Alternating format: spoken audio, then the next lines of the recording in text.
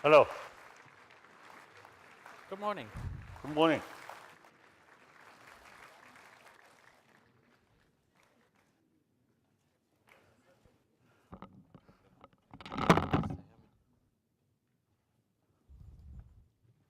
Where is your daughter? Your daughter? Not here. She's working. So his name, I easily remember because Wolf Singer. So today, I consider, beside Wolf Singer, I'm Fox Singer. Thank you.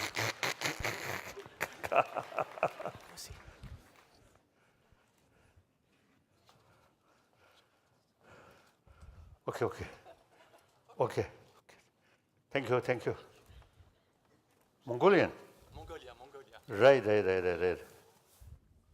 Okay. Sambano. Thank you.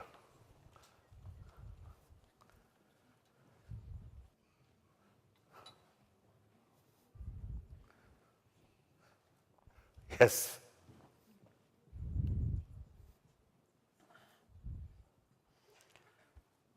I already mentioned his late father, not only my friend, but I consider my teacher about quantum physics. Then usually I telling,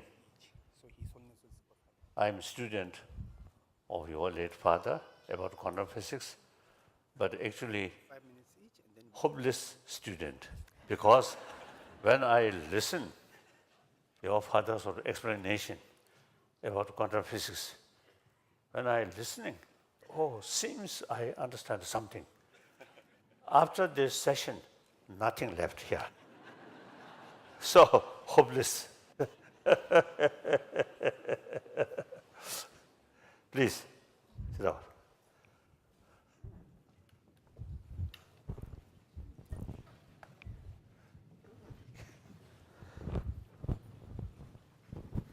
Okay.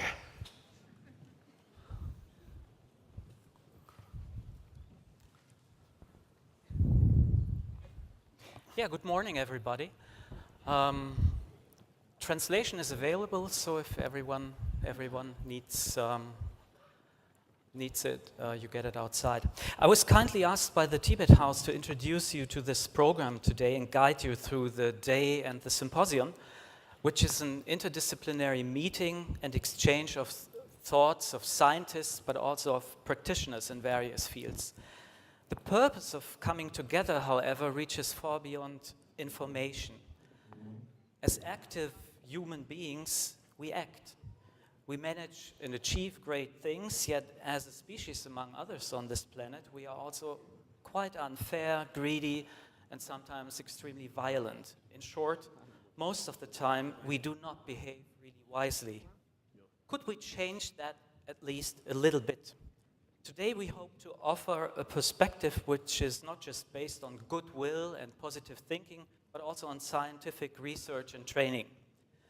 The Tibet House, Germany in Frankfurt, is one of only 3 official Tibet houses of this kind worldwide, apart from New York and the Tibet House Cultural Center in New Delhi.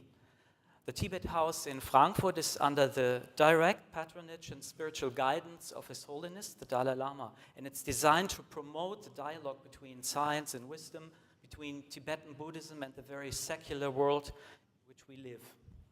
It is designed to improve what His Holiness calls secular ethics and meditation. So today's symposium will have 3 parts. This morning, we focus on theoretical framework. That is, on what we know about secular ethics and secular meditation and the effects it has on everyday life. After the lunch break, part 2, we will go deeper into practical projects and see what we discussed, some of the theoretical insights applied in practice. The afternoon, thus, is a bridge between science and life. after a break, the third part of the symposium, you will see a documentary film which summarizes what we have discussed. And after the film, the participants of all the meetings in the morning and in the afternoon sessions will be here, and you can ask questions. We do that in a written form because it's easier. I will explain that later on. And then, in difference to the program you have, there is an additional item on the agenda. His Holiness asked to give a brief introduction to this point, which he already mentioned. 30 years ago, an event like this would not have been possible. Serious researchers meeting with contemplative practitioners and think about the improvement of lives. There were two important steps which enabled that development. One was the introduction of mindfulness-based stress reduction as a method in the late 70s. And then there was also another global step, the decision and the will of His Holiness to open his cultural, religious, and spiritual heritage to scientific discourse. He wanted it to be tested and analyzed. Without him and all the scientists he asked along the way to cooperate, meditation research based on scientific methods would not have been possible. His Holiness asked me to remind you all today that his friend, the German physicist, philosopher, and later promoter of peace studies, Karl Friedrich Freiherr von Weizsäcker, died 10 years ago in April 2007. Karl Friedrich von Weizsäcker worked with Werner Heisenberg, made important theoretical discoveries, greatly influenced the theory of planetary formation in the early solar system. After the Second World War, Karl Friedrich Freiherr von Weizsäcker became founding director of the Department of Theoretical Physics at the Max Planck Institute for Physics in Göttingen. Even though there is still a debate sometimes on his involvement in plans of the Nazi regime to build a nuclear bomb, it's clear that in his later career, he focused on philosophical topics and especially on ethical issues. He became professor of philosophy at the University of Hamburg with a special interest in global ethics. With the Indian philosopher Pandit Krishna, he established a research foundation for Western science and Eastern wisdom. And he was a member of the Göttinger 18, which was a group of prominent German physicists who severely protested against the idea that the German army, the Bundeswehr, should be equipped with tactical nuclear weapons. It was the will of His Holiness today to first speak shortly, 5 minutes, about his friends, and after that, Ulrich von Weizsäcker, the son of Karl Friedrich, who was invited by His Holiness, will also talk to you. Ulrich von Weizsäcker, just briefly, is a physicist, professor of biology, was director at the United Nations Center for Science and Technology in New York, and is co-president of the Club of Rome. And now please welcome His Holiness again.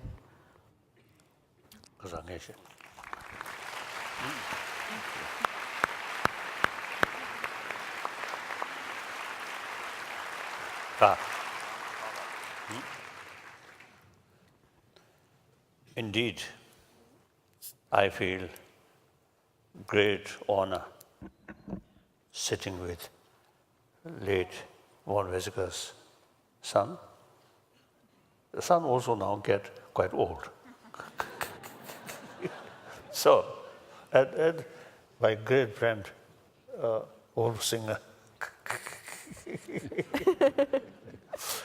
So sitting together, I really feel great honor and deeply feeling some kind of reunion, long-time friend.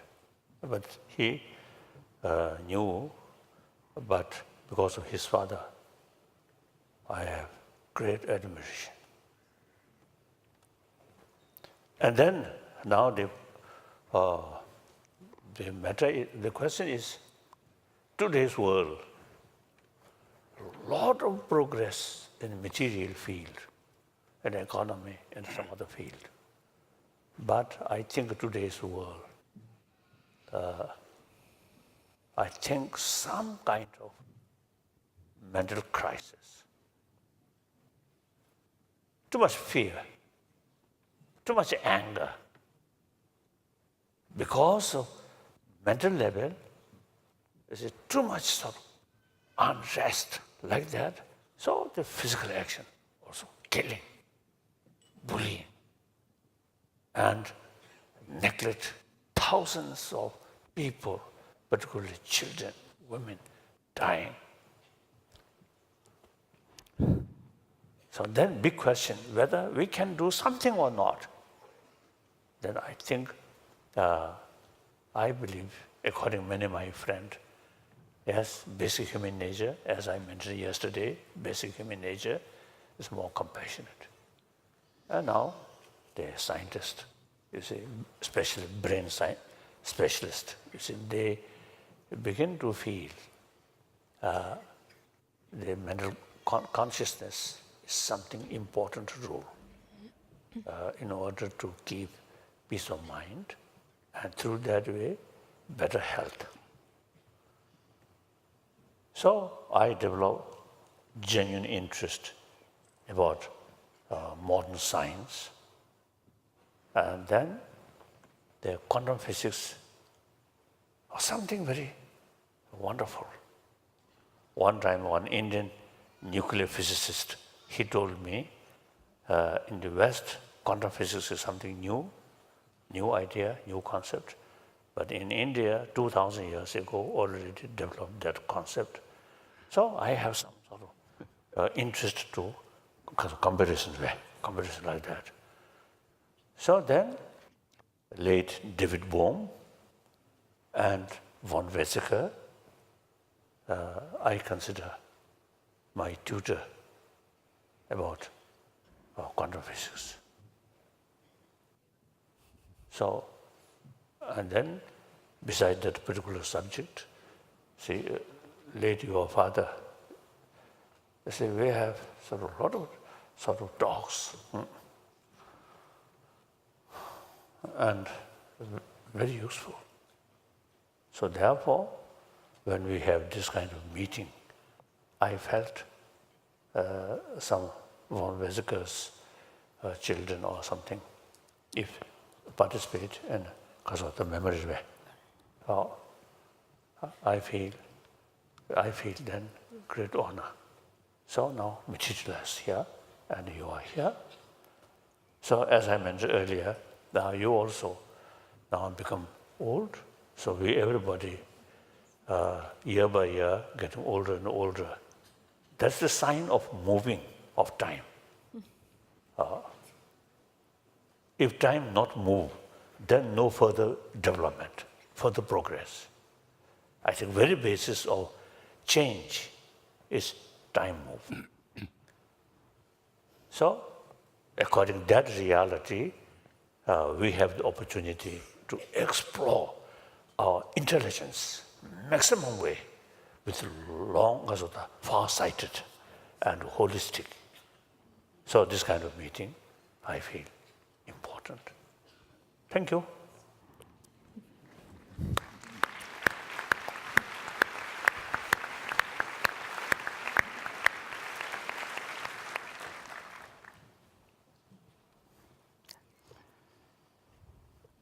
Your Holiness, dignitaries, friends, it's a great honor for me to address you with just a few words.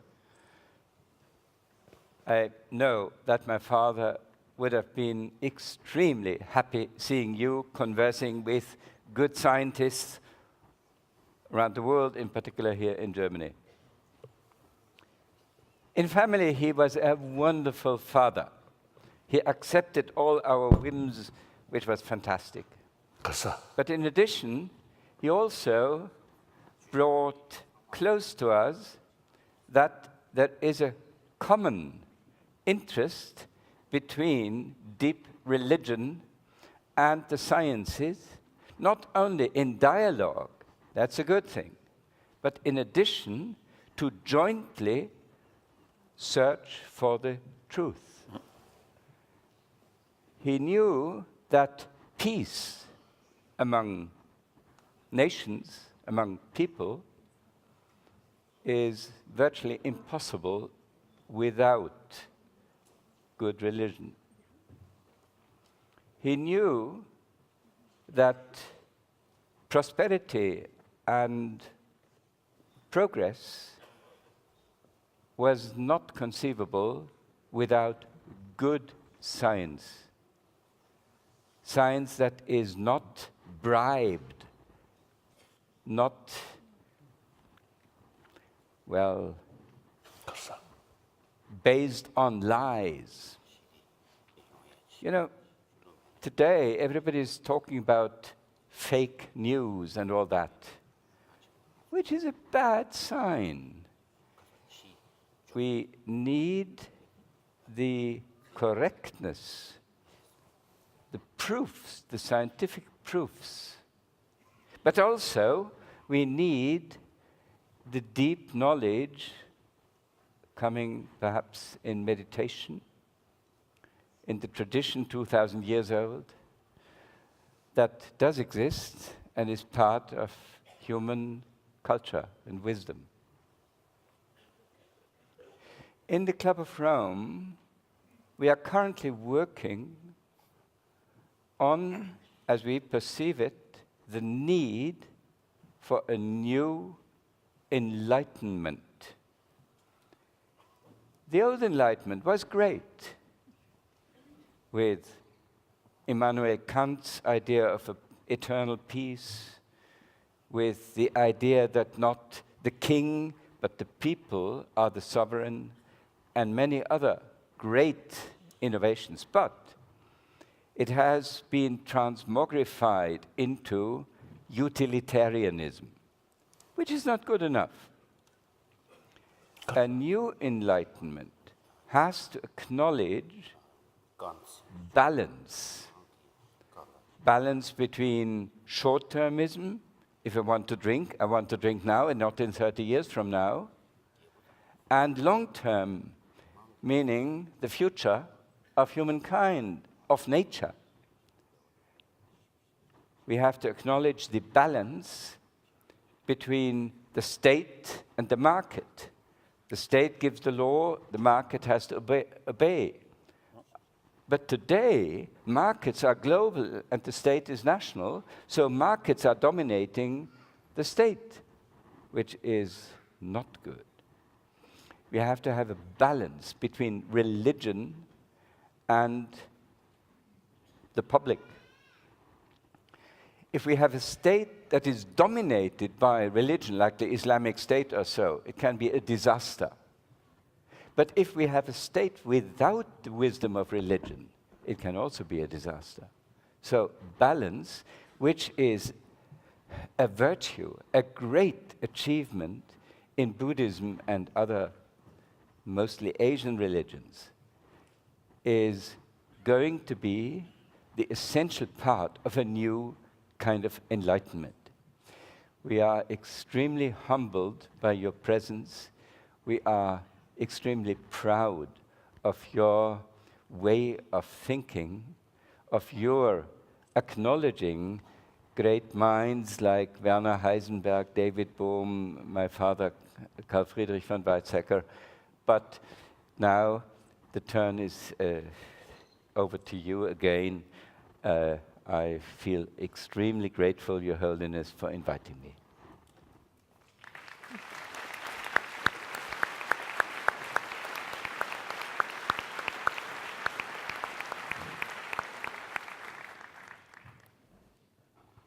Well, for more than 2,500 years, it is claimed that meditation and mindfulness do have a lot of positive effects on body and mind.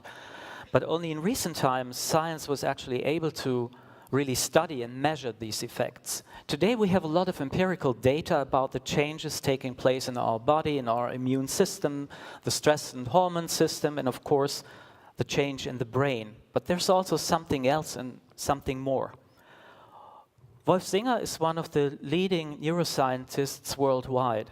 His scientific work as a director of the Max Planck Institute for Brain Research in Frankfurt, then he was founding director of the Ernst Sprungmann Institute for Neuroscience and the Frankfurt Institute for Advanced Studies. In his research, he focused on the neural substance of higher cognitive functions, such as thinking, for example? What is it that enables us to have a coherent perception and perform coherent actions?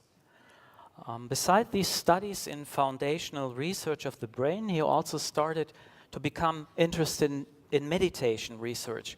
With his friend, the Tibetan monk Mathieu Ricard, who's also a scientist, they recently wrote the book Beyond the Self, Conversations Between Buddhism and Neuroscience. Please welcome Wolf Singer.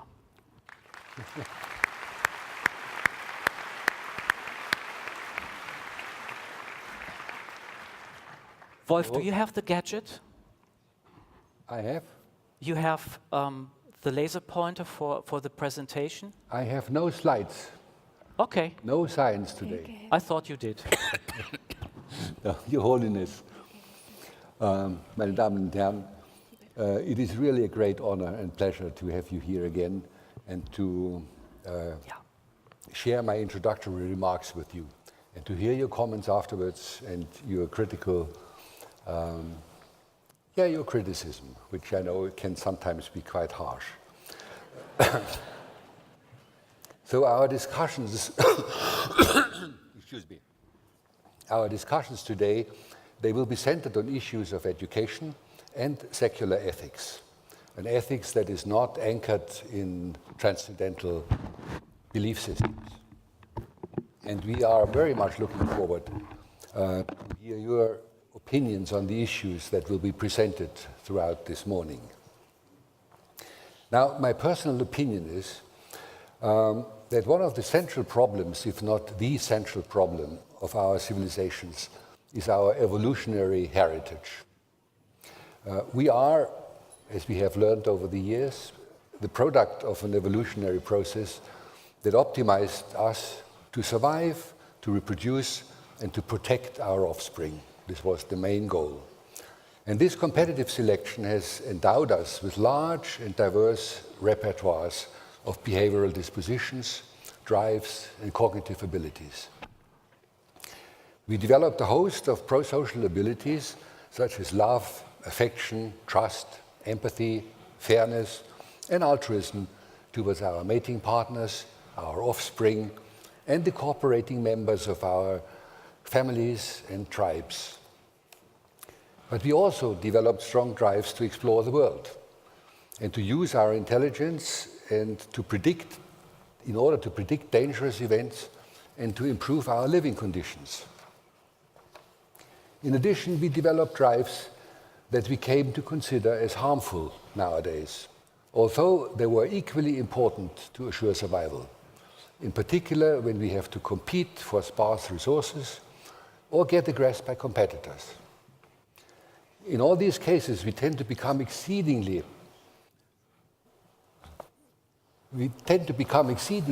egoistic, selfish, greedy, unfair, and aggressive. And we switch from caring kindness to counterattack, hatred, and revenge. And we then use our intelligence to harm competitors and rivals. However, thanks to our intelligence and creativity, we also excel over animals in both the positive and the negative manifestations of these inborn behavioral traits. We can be altruistic to the limits of self-sacrifice, which no animal does. But we can also be extremely cruel. We do, of course, observe considerable inter-individual variations in these traits, and probably also some gender-related differences. We are not sure yet. But we all possess this broad repertoire of deeply rooted traits. We all can be good and bad at the same time. Now, evolution has also endowed us with exceptional cognitive abilities that allowed us, in contrast to animals, to initiate what we call cultural evolution. We developed a sophisticated communication system, our language, that enables us to engage in reflexive dialogues of the form, I know that you know what I know, or I know that you know how I feel. And such dialogues allowed us to learn about the mental states of the respective other and to gradually become aware of the fact that the world consists also of an immaterial dimension that can be experienced, named, and shared, and not only of material objects. So we added an immaterial, a mental, a spiritual dimension to our existence.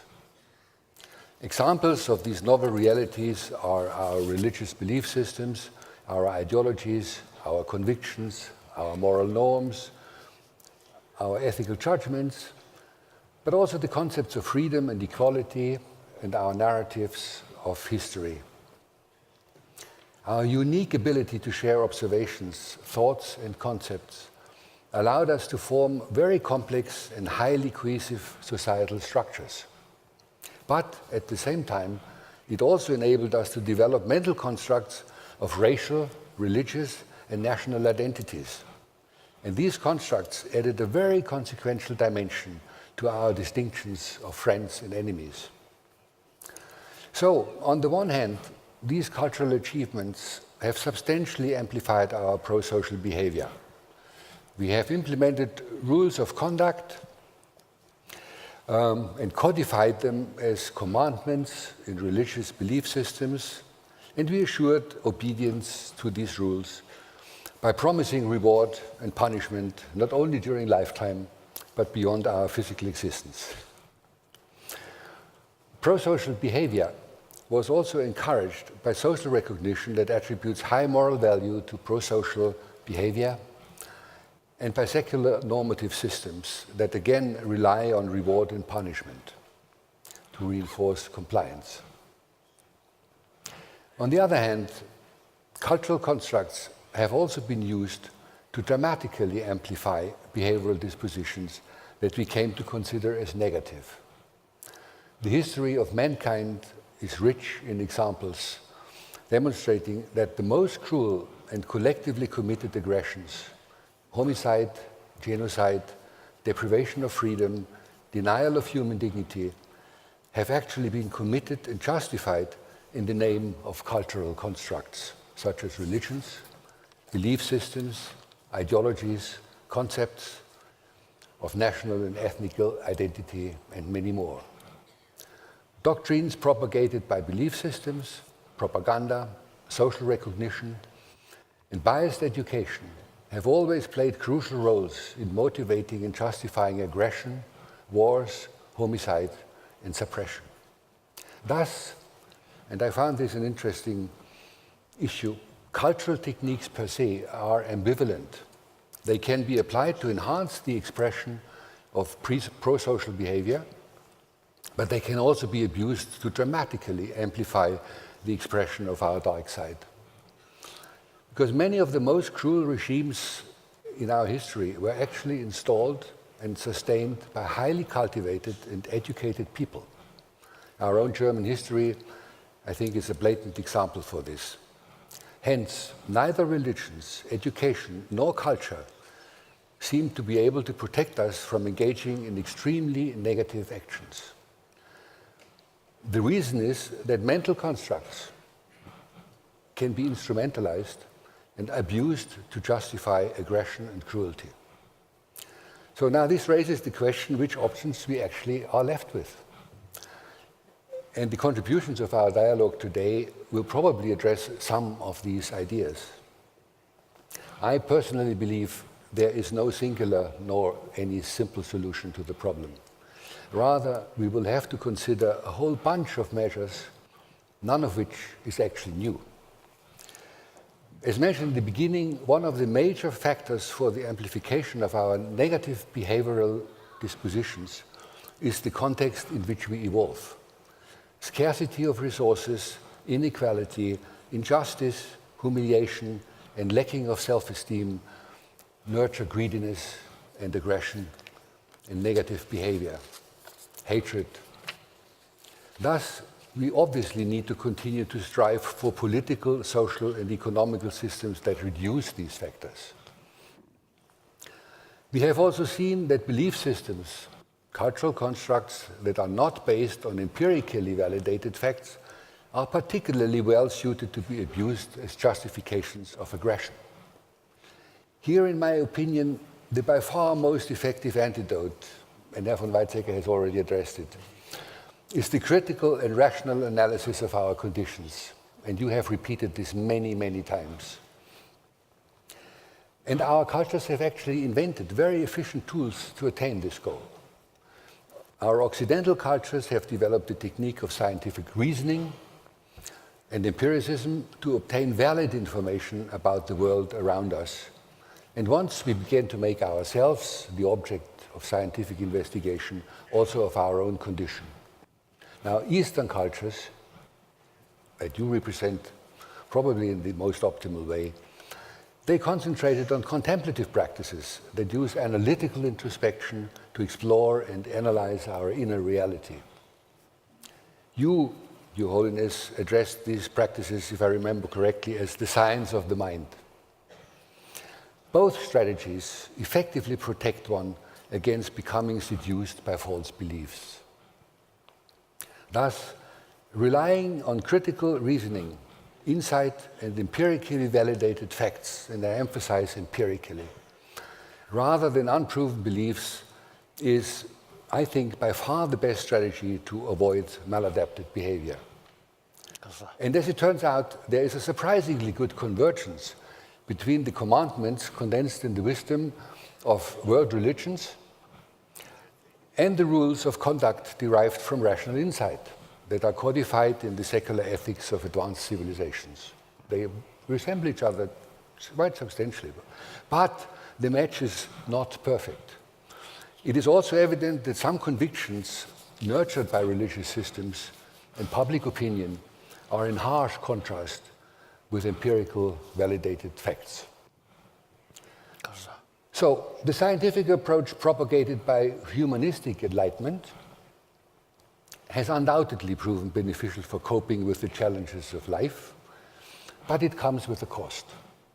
It reduced our confidence in transcendental forces that we believe take care of us.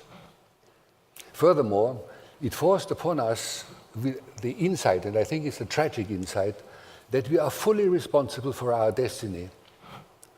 And at the same time, because we discovered the complexity of the world and our restricted cognitive abilities, we became aware that we cannot predict the consequences of our actions and that we cannot predict our future.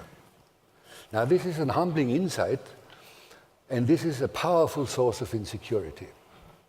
And obviously then a strong motivation to again search for consolation in belief systems. And nowadays, you mentioned it, we have a clearly visible and dangerous trend in our postmodern epoch to search consolation again in the world of unproven facts and beliefs and pseudo-religions. Okay. So again, the question is, Holiness, which are the options that we are left with? How can we cope with the challenges imposed on us by the program of enlightened humanism?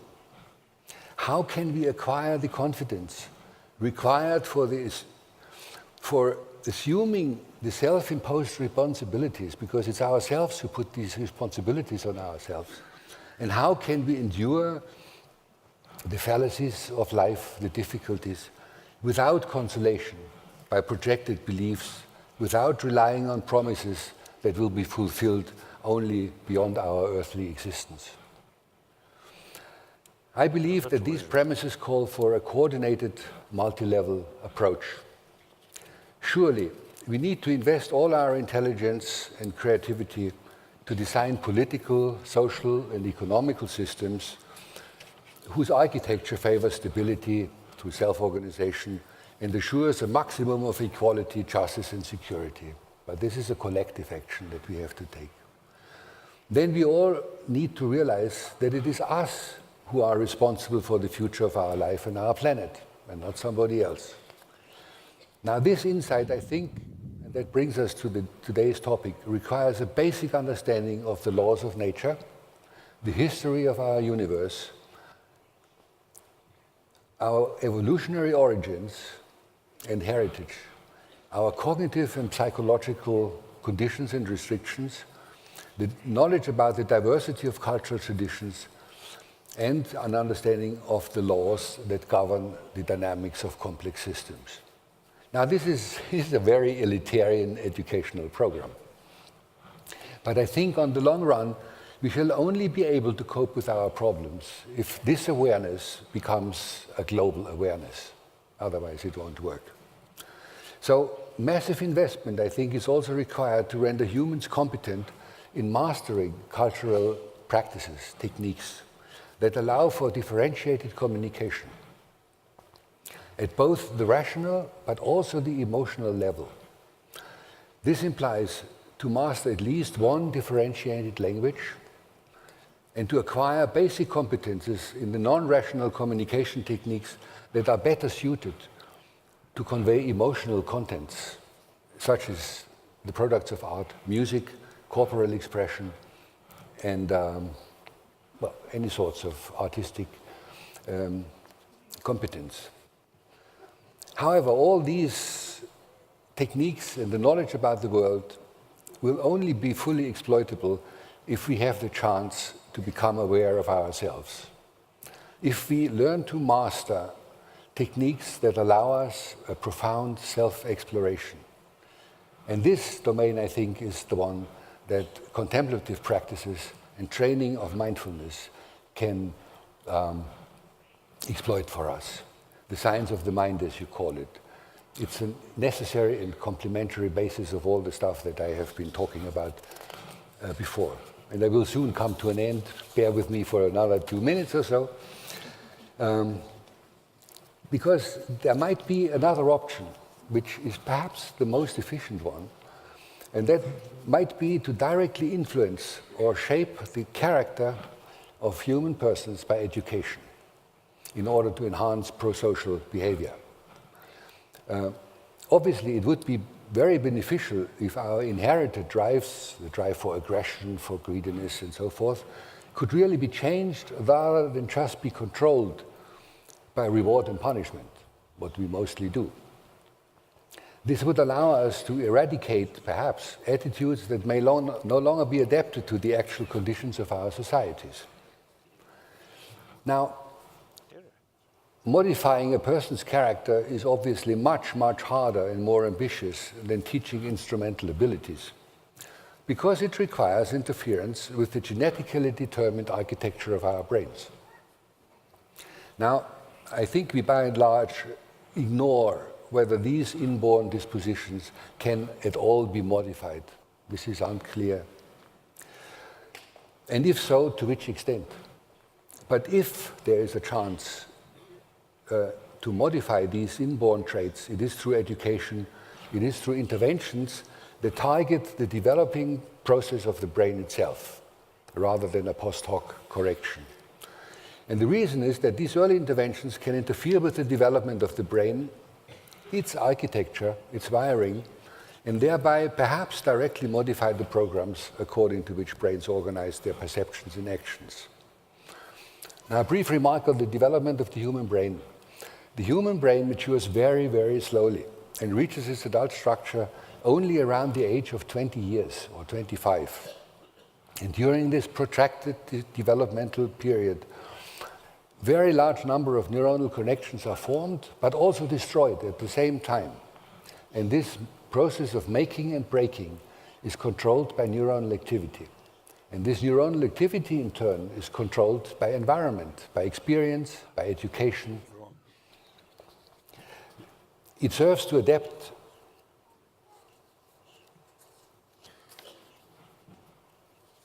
the baby to the conditions into which it is born. So genetic factors and these environmental factors have the same effect on the brain. They determine the architecture, the wiring. And if we were able to modify these properties, we would actually be able to change the programming of the brain very early, to the same extent as is possible with genes. Unfortunately, we have no safe knowledge about the abilities, the options of this procedure. We don't know how much education can influence these behavioral traits. We don't know at which time of development we have to interfere in order to change particular properties.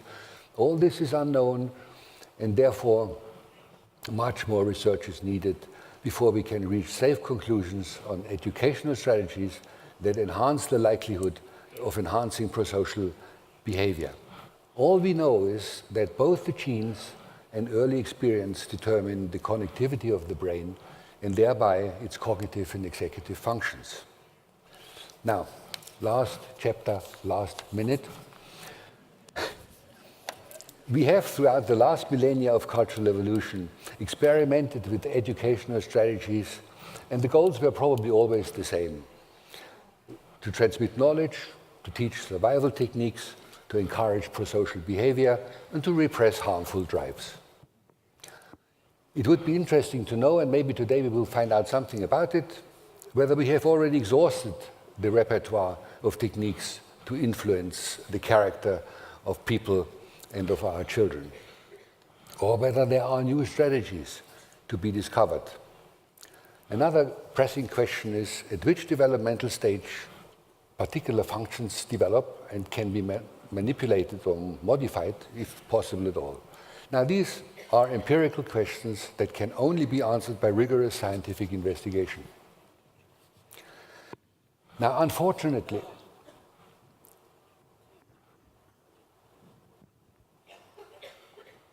very unfortunately, we have only very few well-controlled investigations of these questions. The field of education, therefore, is rich of dogmas, unproven convictions, and therefore is very susceptible to abuse. And we have many historical examples for this, in the service of belief systems and ideologies. Thus, pedagogical concepts must be met with the same skepticism and be subject to the same scrutiny as any other of our interventions. And because mistaken manipulations of brain development can cause irreversible damage with all likelihood, we have to proceed with particular caution when experimenting with educational programs. And as always, when we lack empirical evidence, the best strategy, if we have to act, is to make only small and incremental changes and to very carefully examine the consequences with scientific rigor. And I hope that we will see today in which direction this field is moving. And I'm very curious to hear what the experts have to say about the options of education that they think could make us better people. Thank you very much, His Holiness.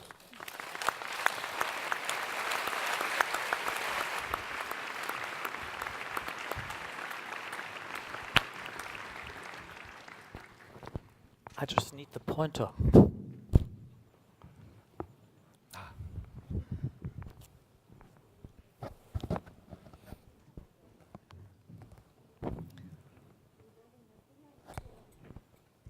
So I was asked to talk about the historical and theoretical backgrounds of secular ethics from the perspective of Western and Eastern civilizations.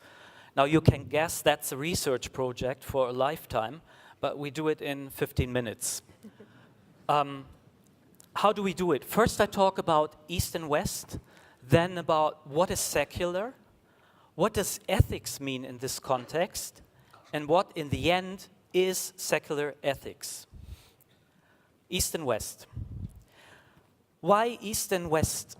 We live in a globalized age. We talk about East and West today at the symposium, and we do not exclude by that North and South.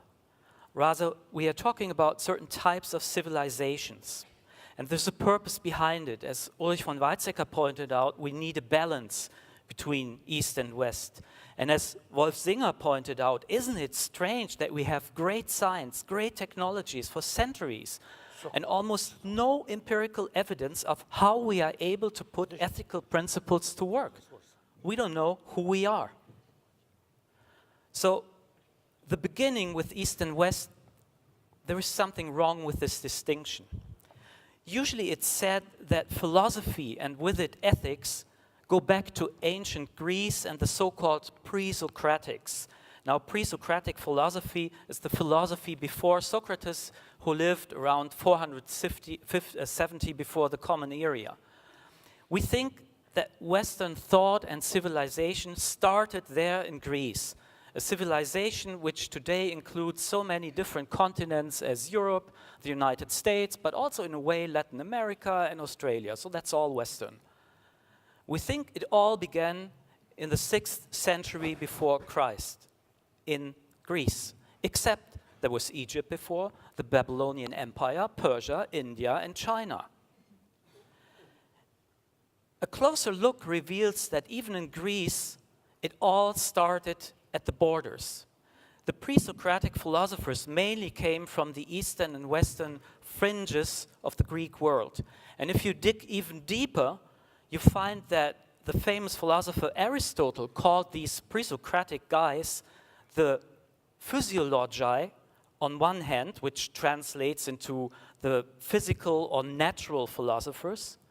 And that was a term coined in opposition to the theologi, that is, the God thinkers. With their means and methods, the physiologi, we would say the scientists today, were searching for natural explanations of the phenomena. The theologi, the theologians, based their knowledge of the world and ourselves about the supernatural, on gods, on magic. So, two things are important to remember from the very beginning. First, there is from early on a prequel to the later concept of secularism and secular ethics, that of natural explanation versus reference to gods. And the second point is also important. There is no strict separation of East and West at the beginning. These are just some Greek cities at ancient times. When you look at this list of names, you don't have to read them all. It's interesting that you see, for example, Nebuchadnezzar and the founder of Hindu religion, Jina Mahavira, lived at the same time. Lao Tzu, Buddha, and Confucius at the same time. A little bit later, Pythagoras, Parmenides, Zeno, so the famous Greeks, and then Socrates, Plato, Aristotle. Historians call this the axial age, a concept introduced by the German philosopher Karl Jaspers, and he meant that almost simultaneously you had a strikingly parallel new development in Persia, India, China, and the Greek-Roman world. Why? Well, if you look at this map, there's one reason why. This is the kingdom of Alexander the Great, born in 356 before the Common Era. He died in 323 in Babylonia. As a youth, he was tutored by philosopher Aristotle until the age of 16, and basically after that, he was on war continuously. And that's his realm. You can see that it's almost from Italy into India. That's one kingdom. Another point, you probably know that at the times of formation of Buddhism, there was no human or anthropocentric representation of the Buddha, but you find it after Alexander the Great. Images and statues of Buddha as a person emerged in the 1st century before our time in northern India, in Gandhara, which is basically the northwest frontier of Pakistan. You see the Greek and Persian influences immediately. You find Greek features such as wavy hair, drapery, shoes and sandals, leaf decorations, yes, and nirvana symbols. And that points to another direction. In the writings of the famous and probably most important early Buddhist philosopher Nagarjuna, who lived around 200 after Christ, after the Common Era, and founder of the Madhyamika school of Mahayana Buddhism, he discussed arguments of Aristotle, for example, in his text Fundamental Versions of the Middle Way. So we are all interdependent from very early on. That's another pacemaker, the Silk Road transmission.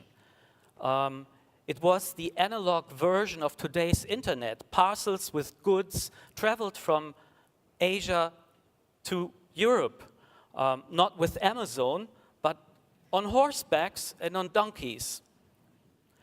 I mentioned the pre-Socratics. It was at this precise time that a very early secular development took place, called in literature the First or Greek Enlightenment, a criticism of the earlier theologies, the myth and the stories of gods and God we find in Homer and Hesiod. Just an example. This is a quote from Xenophanes, who lived around 570 before the Common Era, born in a small town in Turkey. He did not believe in gods, but said that if there is any, then it should be one. He should be greatest among gods and humans. But he promoted a very modern relativistic idea, which became really famous more than 2,000 years later with philosopher Ludwig Feuerbach and his critique of Christianity in the Age of Enlightenment. Xenophanes wrote, "If cattle and horses and lions had hands, or could paint with their hands and create works such as men do, horses like horses and cattle like cattle, they also would depict the god shapes and make their bodies of such a sort as the form they themselves are. In other words, gods are like us. They are just projections of ourselves into something greater." So the roots of the Age of Enlightenment go back 2,500 years at least. And the roots are mixed. They're East and West. There's mathematics coming from India. And that's the start of secularization. There was a break, obviously, in the middle. Christianity as a state religion overtook the governmental structures and bureaucracy of the Roman Empire and banned part of the Greek philosophers. And it took years, centuries, for the Greek philosophers to be rediscovered. Now, what is secularization? A few points. First point is, secularization defines a process of separation. It is a separation between government and state institutions on the one hand, and religious institutions, persons and practices on the other. That started also in the Reformation times. Schools and universities were not exclusively religious intuitions anymore.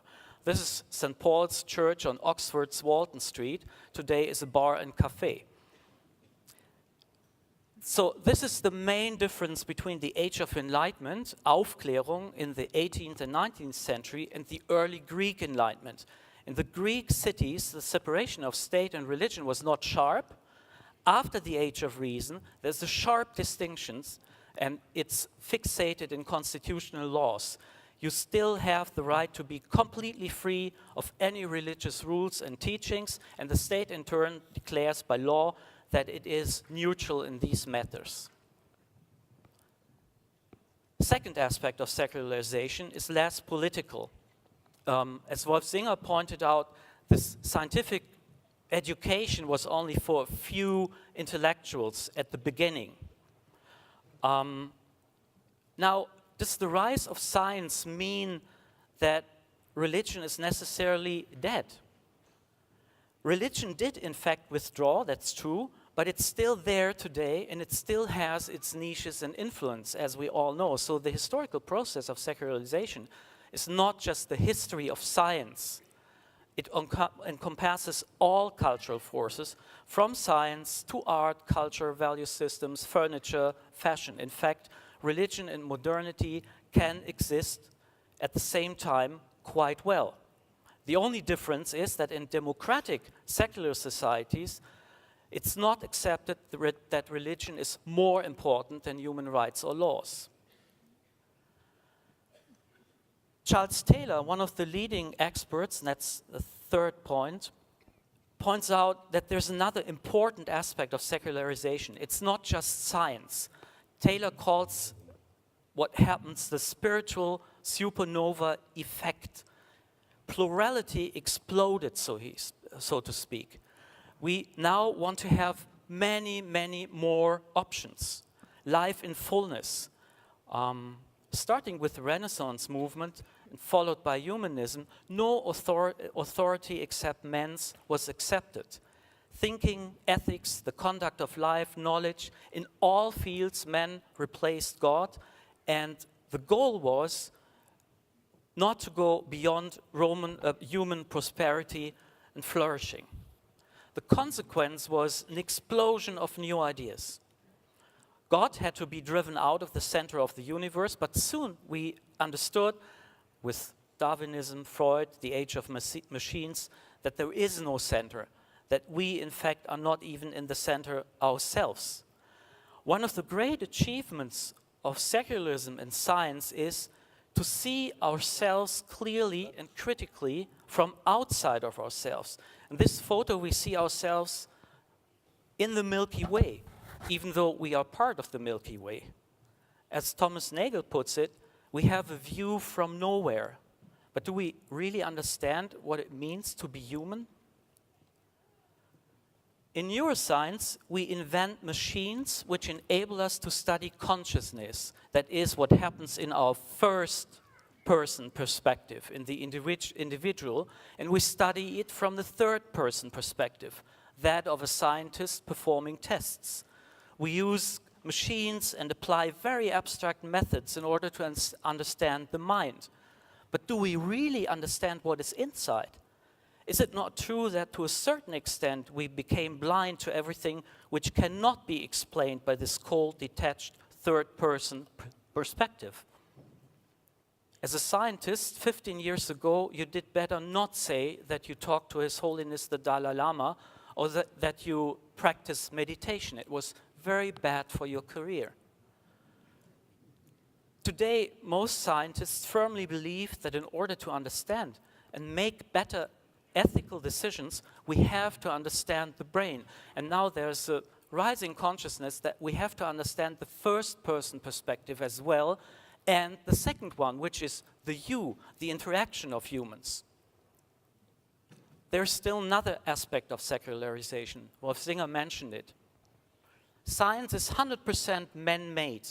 So with the success of technologies and instruments, it became more and more difficult to resist the temptation that human beings themselves are just instruments and means to an end. So if you believe in the social powers of WhatsApp and Facebook today, you are means for a company running it. You are a digital worker who makes money for companies by using their products without getting paid. But that's only the economic surface. That the idea of men as instruments and means is far more dangerous. Think of the piles of teeth or glasses at the Auschwitz concentration camps. They show that humans can be degraded to suppliers of goods for other humans. The dental gold of killed Jews nicely filled the safes of banks. Modern technology also invented bombs and mass destruction. What you see here is one of the latest instruments, an autonomous military robot from Boston Dynamics. You can watch how it works on YouTube. It's scary. Being secular, therefore, is no absolute value in itself. Is secularity necessarily good? The dark side of secularization led to a vast killing of humans, of nature, of animals. But there is a growing tendency to escape from this purely physiological, natural world. And the favorite hipster way to escape is the use of digital media. Isn't it true that the world is just a matrix? Isn't it true that the world is just some sort of program? Can we alter it and our lives if we want? There's a very modern secular belief. In a way, it's the concept of Buddhist rebirth in its secular digital version. We just can reboot our lives. Karl Marx simply called this alienation, Entfremdung. Secularization and even rationality can turn itself against us.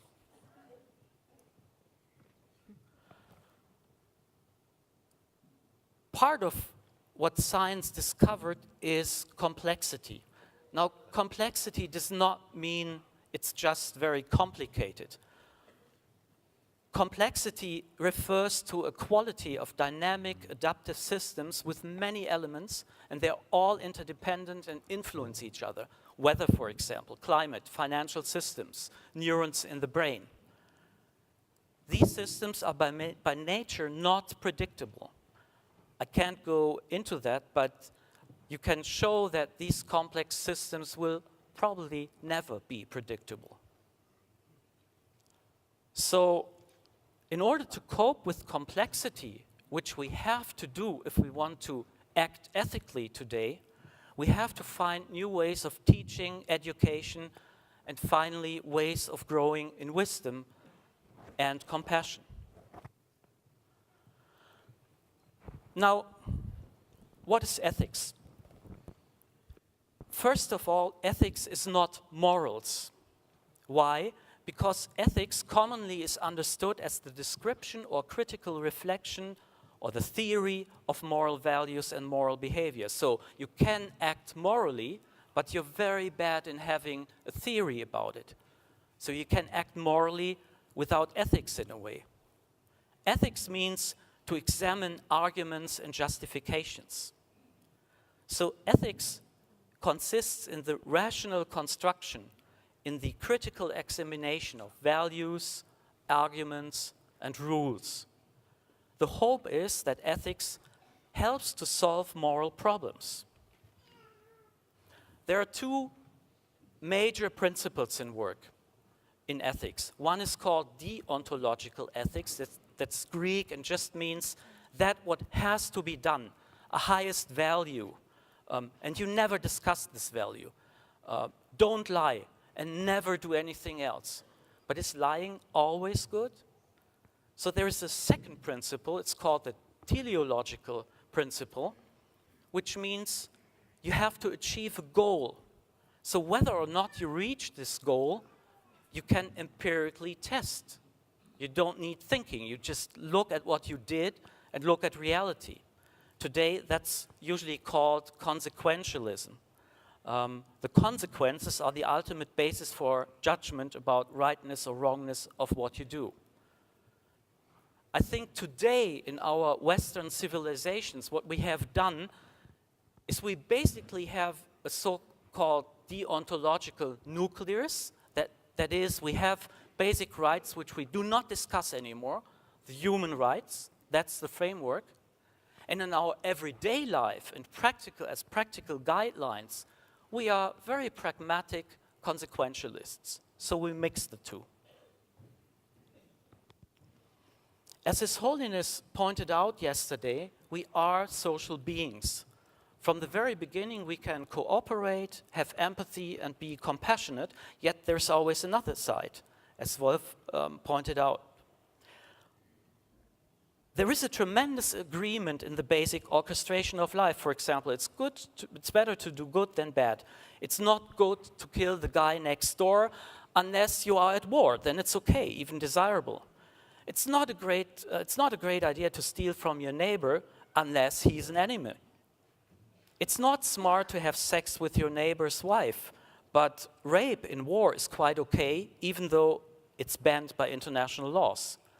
So actions can be bad and good at the same time.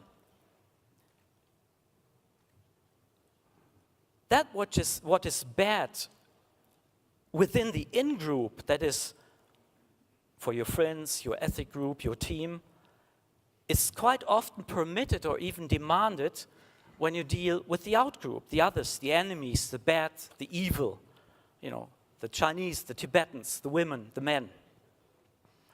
Which leads me to a last remark on ethics. Marcel Reich-Ranitzky, the famous German literary critic who escaped the killing in the Warsaw Ghetto and Auschwitz, told me several times, you can read and recite Goethe and like Mozart's piano sonatas and operas, but all this love for art did not prevent Nazis with a very high education to stand at the ramp in Auschwitz and kill their neighbors who happened to be Jews.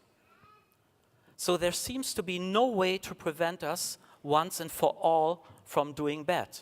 There is no automatic direct line from rational understanding to be good to actual doing. There is one explanation. Our problem is that our brain is branded in a very simple distinctions between in-groups and out-groups, and that's an animal heritage. Even Jane Goodall, the famous British primatologist, used to start when she talked about apes, which she liked very much, with a short introduction saying that chimpanzees are very brutal, very cruel, and they are in fact mobbing each other. Recent research shows that members of one in-group which kill other chimpanzees from an out-group show not only aggression, but a high level of oxytocin. That's a hormone we humans have as well, and it's used to build up social bonding. So killing can be connected at the same time with social bonding and nice feelings. Now, the last point, and I make it short. What is secular ethics? Secular means there are no gods or God, there are no magical powers, there's just this universe. All norms, all values, all rules and institutions are 100% man-made. It also means everything is ultimately interconnected and complex, and that there is an evolution of constant change of nature, culture, religion, and ethics. Now that's bad on the one hand. On the other hand, it gives us the possibility to continuously improve. The essentials of a secular ethics are, as Wolf Singer pointed out already, rational discourse, empirical testing, and that's true for East and West.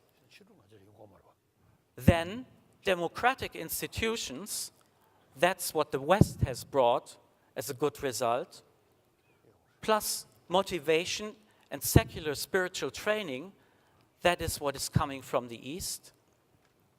And that all hopefully adds to a global secular East and West ethics. Thank you.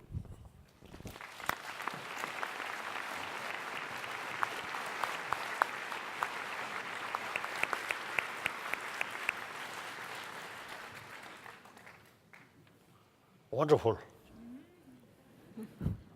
Thanks. So, oh, okay. Next speaker, Britta Hölzel, psychologist. She did research as a neuroscientist with Sarah Lazar at the Massachusetts General Hospital and at Harvard Medical School. Her research focuses to uncover the neural mechanisms underlying the beneficial effects of meditation, yoga, mindfulness, both in clinical settings and in individual ones. She was trained as an MSBR teacher at the Center of Mindfulness at the University of Massachusetts at the medical school. The center was founded by John Kabat-Zinn. She did research in Gießen at the university. And besides her research, she's teaching as a mindfulness trainer and is founder of the IM Institute, the Institute for Mindfulness. The A in German is for Achtsamkeit, and meditation in Munich. Britta Hölzel. Thank you. Welcome.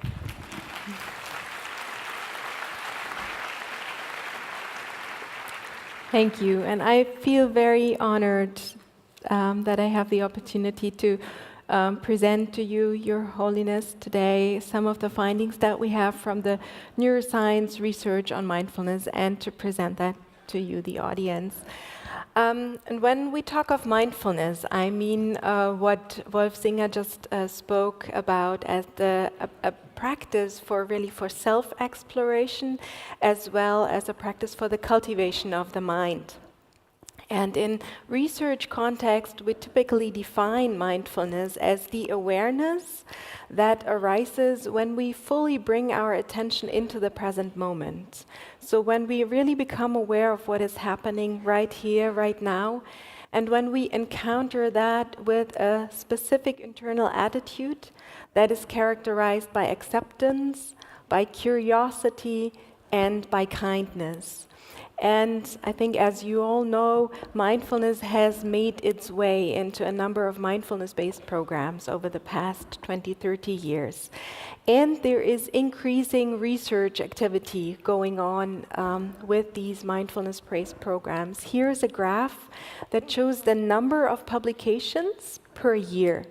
And as you can see here, it really only began about 10 years ago or so that the number of studies began to increase, but it has increased exponentially since then. So it is a very active research field right now, but it's also very young at the same time. And I want to just emphasize that we're only at the beginning of understanding from a scientific perspective what mindfulness practice can do to psychological aspects and to the brain.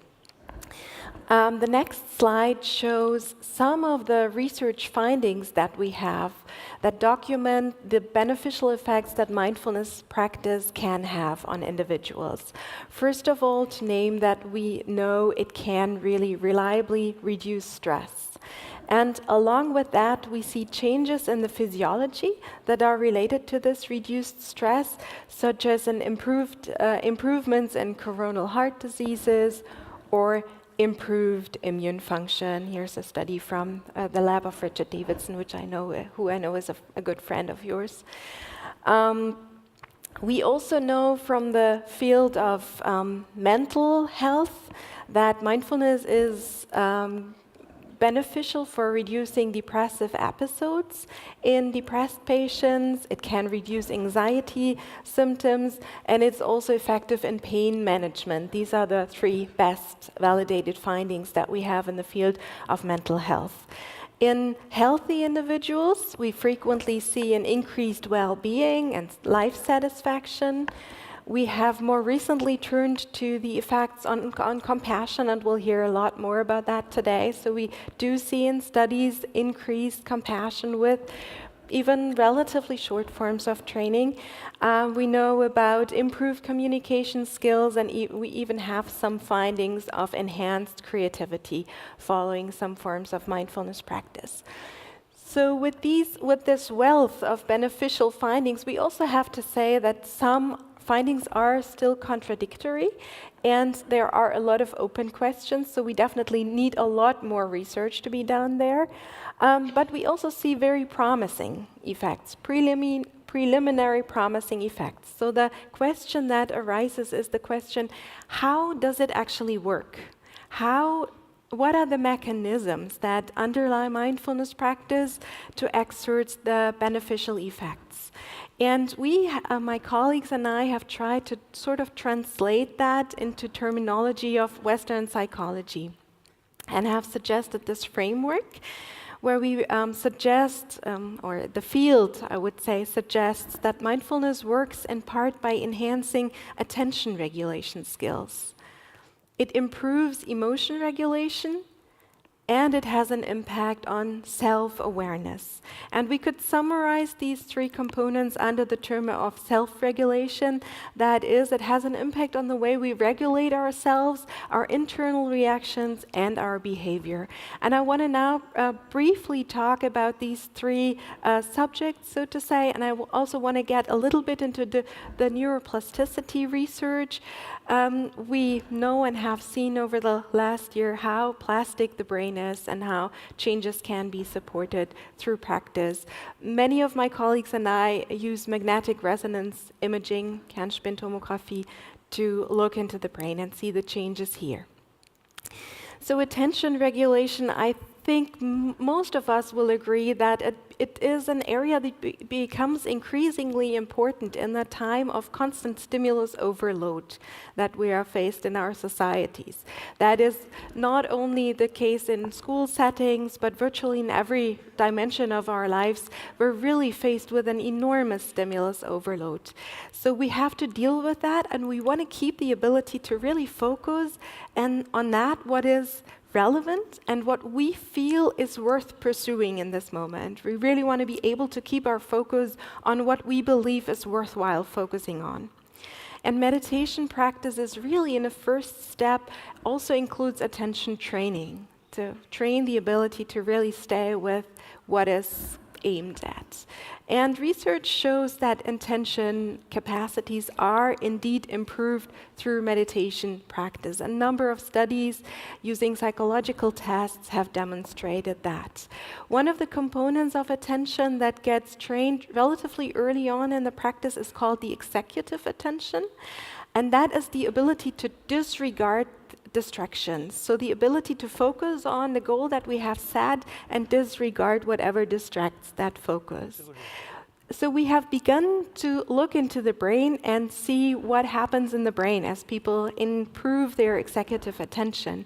We know one brain region that supports executive attention is called the anterior cingulate cortex. So we have wondered, would that be enhanced through mindfulness practice?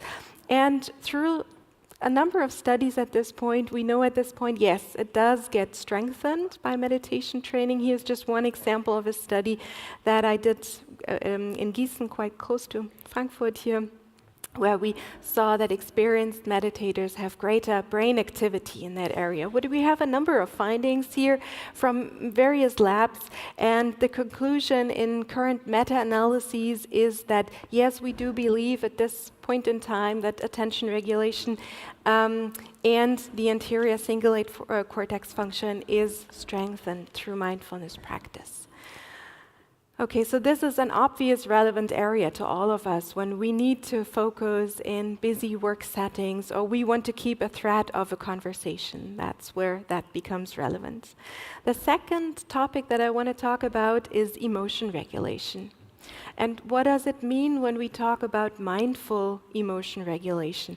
A first aspect of that, and the important first aspect, is this sort of a self-exploration, this aspect of really becoming aware of what it is that I'm actually feeling in the moment, which is not trivial at all in our societies. We're typically not taught to really turn towards ourselves and notice our emotions. So that would be the first step.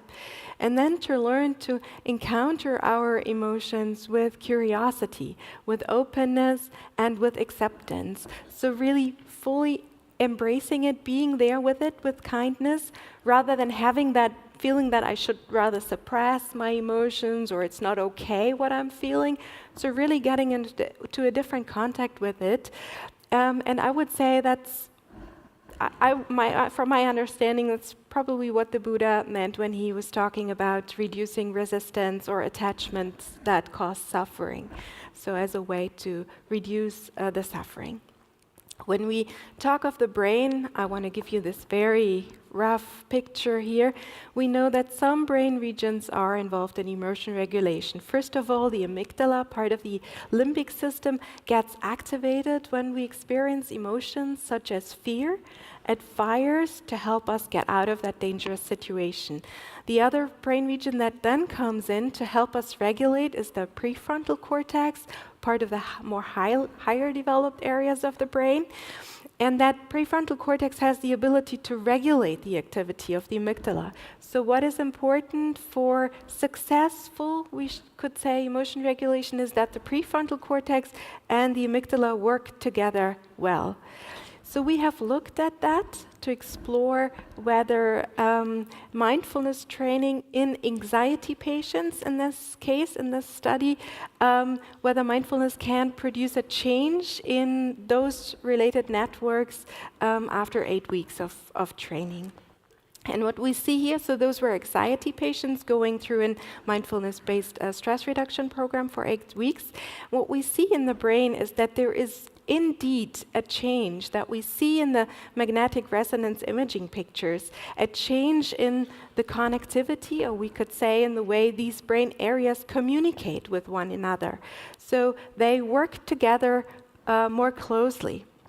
And interestingly, this pattern of a changed activation in the brain that we see here is not what we typically see when people down-regulate their anxiety or so. When they suppress feelings, we would expect a different pattern. This is not what we see here. What we see is a pattern that we interpret to be more representative of something like more like a monitoring or an awareness, where we're aware of the emotions, but accepting them and not suppressing. And interestingly, this goes along with reduced anxiety symptoms, so it does have a clear relevance for well-being and can help patients suffering from anxiety.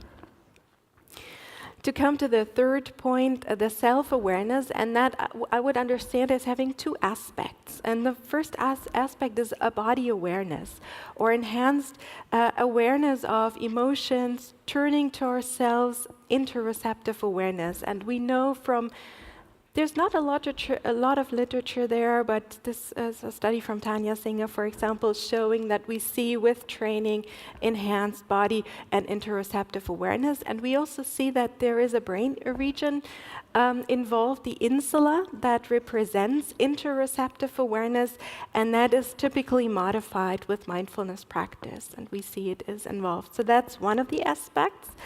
The other And this is where we come to also what we touched on yesterday in your presentation, Your Holiness, the relationship that we have with the self.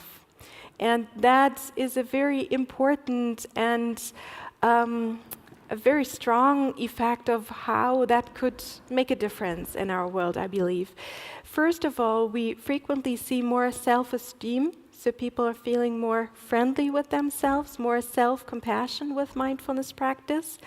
But then we also see less of an identification with that static sense of I. So less of that attachment or holding on to this I with the mindfulness practice. And rather people focus on a larger whole, on a connectedness with a larger whole. We also see there's not a lot of literature on the neuroscience aspect of this, but some studies point in that direction, that we see altered activity in brain regions that are related with self-relevant processing. So it seems that practitioners are doing less of this egoistic mental activity of a narrative self, so to say. And I think we can imagine, or it becomes clear here, that this is a good basis for the experience of more connectedness and a basis for compassion and relationship to relate with others, and also a willingness to help. And we will hear more about this in the other presentations today. I just want to mention, because she's not here with us today, Tanya Singer's study. I know, Your Holiness, you're very familiar with that. I just want to say it for the audience, because she's not here today. She has a great project going on at the Max Planck Institute in Leipzig, looking at a one-year practice and see how that can have an impact on social relationships and on compassion. So you can look this up for yourself. And just to conclude, so we have a lot of promising findings here. We have some suggested mechanisms of how mindfulness practice can work, and it becomes obvious that those are relevant not only for health and well-being, but certainly for school settings, for the way we interact at work, for example, and for society at large. We're only just beginning to understand the neuroscience components of this. And I want to end this talk with thanking, first of all, the Mind and Life Institute for supporting a lot of our work, and then you and the audience for your attention. Thank you.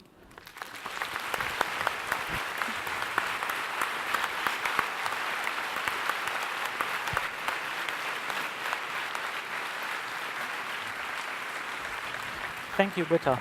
You get it. I give it to you. Oops. I give it to you. Thank you.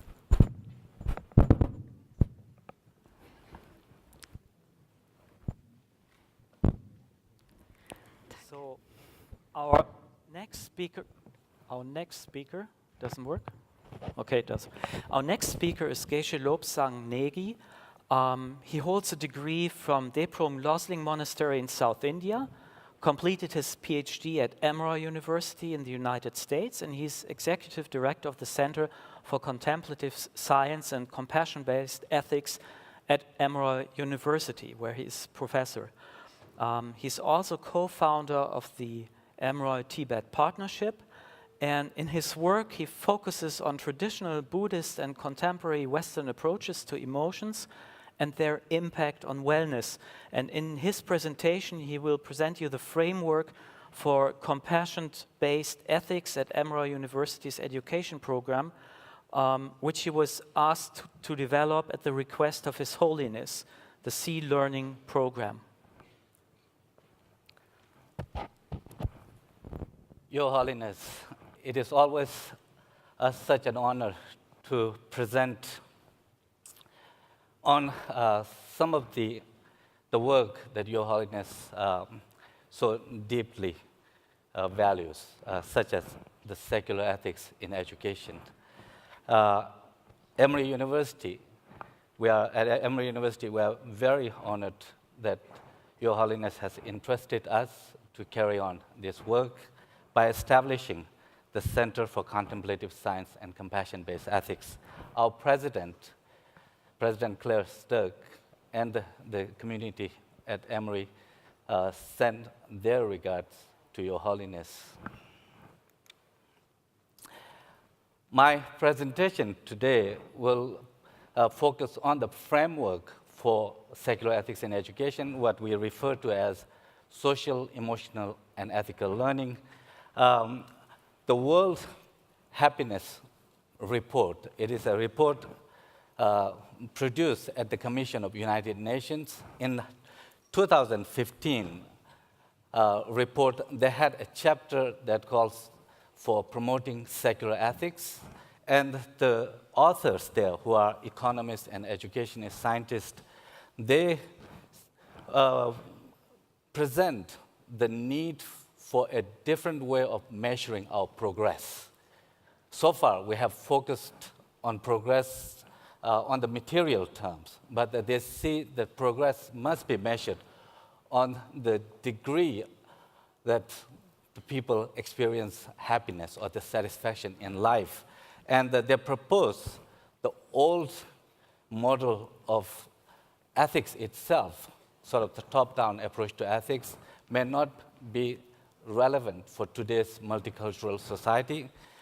They very much see Your Holiness's vision for secular ethics that actually values the religious, the basic values that all religions emphasize, but also the values that those without religion also see very important for our well-being. So they quote Your Holiness from Beyond Religion, where they said that for all its benefits in offering moral guidance in life, religion is no longer adequate as a basis for ethics. Many people no longer follow any religion. In addition, in today's secular and multicultural societies, any religion-based answer to the problem of our neglect of inner values could not be universal, and so would be inadequate. We need an approach to ethics that can be equally acceptable to those with religious faith and those without. We need a secular ethics. This year, they produced another report on happiness in which they see what are the determinants for happiness, what constitutes happiness, looking at the adult population. And as if Your Holiness can see from the right, the adult satisfaction in life, of course, it depends on many factors. There is economic factor that includes income, education, employment, but also social factors like the crime, the family life, the partnering, and the health, physical as well as mental. All of these are important for flourishing or the well-being in adult life by under the term satisfaction, life satisfaction. But as they trace back what constitutes or what predicts in the child's development for the the most important factor for happiness, they find that mental health is actually the strongest predictor for the well-being, more so than education and the income. But in childhood, what predicts happiness in the adulthood is not education. Education is a worse predictor for adult happiness and well-being. Actually, the behavioral of the child and emotional state of the child, these two seem to be the strongest predictor. And what conditions or the environment help children develop emotional balance or the emotional health and better behaviors, they find not the family income, not even the parenting, but it is the mental health of parents, particularly of the mother and the schooling. The school environment seems to be very, very important. So in brief, they conclude mental health is very important predictor for our well-being. But adult mental health is very much predicted by childhood emotional health and behavior. That in turn is informed by parents, the parents' mental health, particularly of the mother and the school ambience or the school environment, both primary and the secondary schools. So therefore, that they see that the education is very, very important, and the policymakers, both at government and NGOs, must focus on how to help students develop these skills. And the mental health, if it is such a strong predictor for our well-being in the adult, we see today our children, particularly in the adolescents, age 12 to 17. This Time magazine in 2015 had an article that presented how widespread the mental health is today, particularly in the United States. If you could see depression, for example, 3 million teens aged 12 to 17 had at least one episode of major depression. 30% of girls and the 20% of boys in this age group had an anxiety disorder. Hopelessness, which is a major predictor for depression. 30% of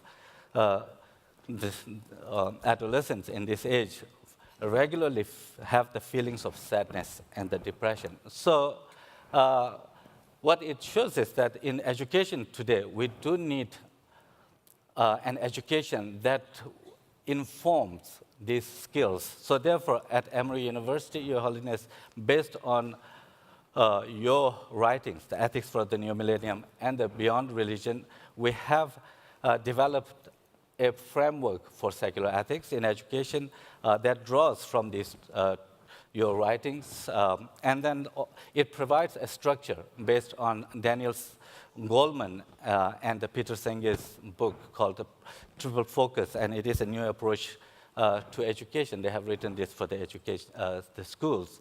What it shows is that there is a need for what they call soft skills, or the non-cognitive skills, sometimes they call, such as compassion, self-awareness, our ability to regulate emotions and so forth. And there is, of course, a big movement in the West today called social emotional learning. This is a very big movement for the last 20, 30 years. A meta-study recently found that in schools where they have social emotional learning curriculum, actually the students there show 10% strong, better pro-social behavior, 10% less antisocial behaviors, and even the academic achievement, they have 11% higher academic achievement. So the social, emotional, and ethical learning, our framework that we have developed based on Your Holiness's vision and the writings, and complemented, of course, by the emerging scientific findings in the evolutionary biology, neuroscience, and cognitive sciences. It basically presents the Daniel Goleman's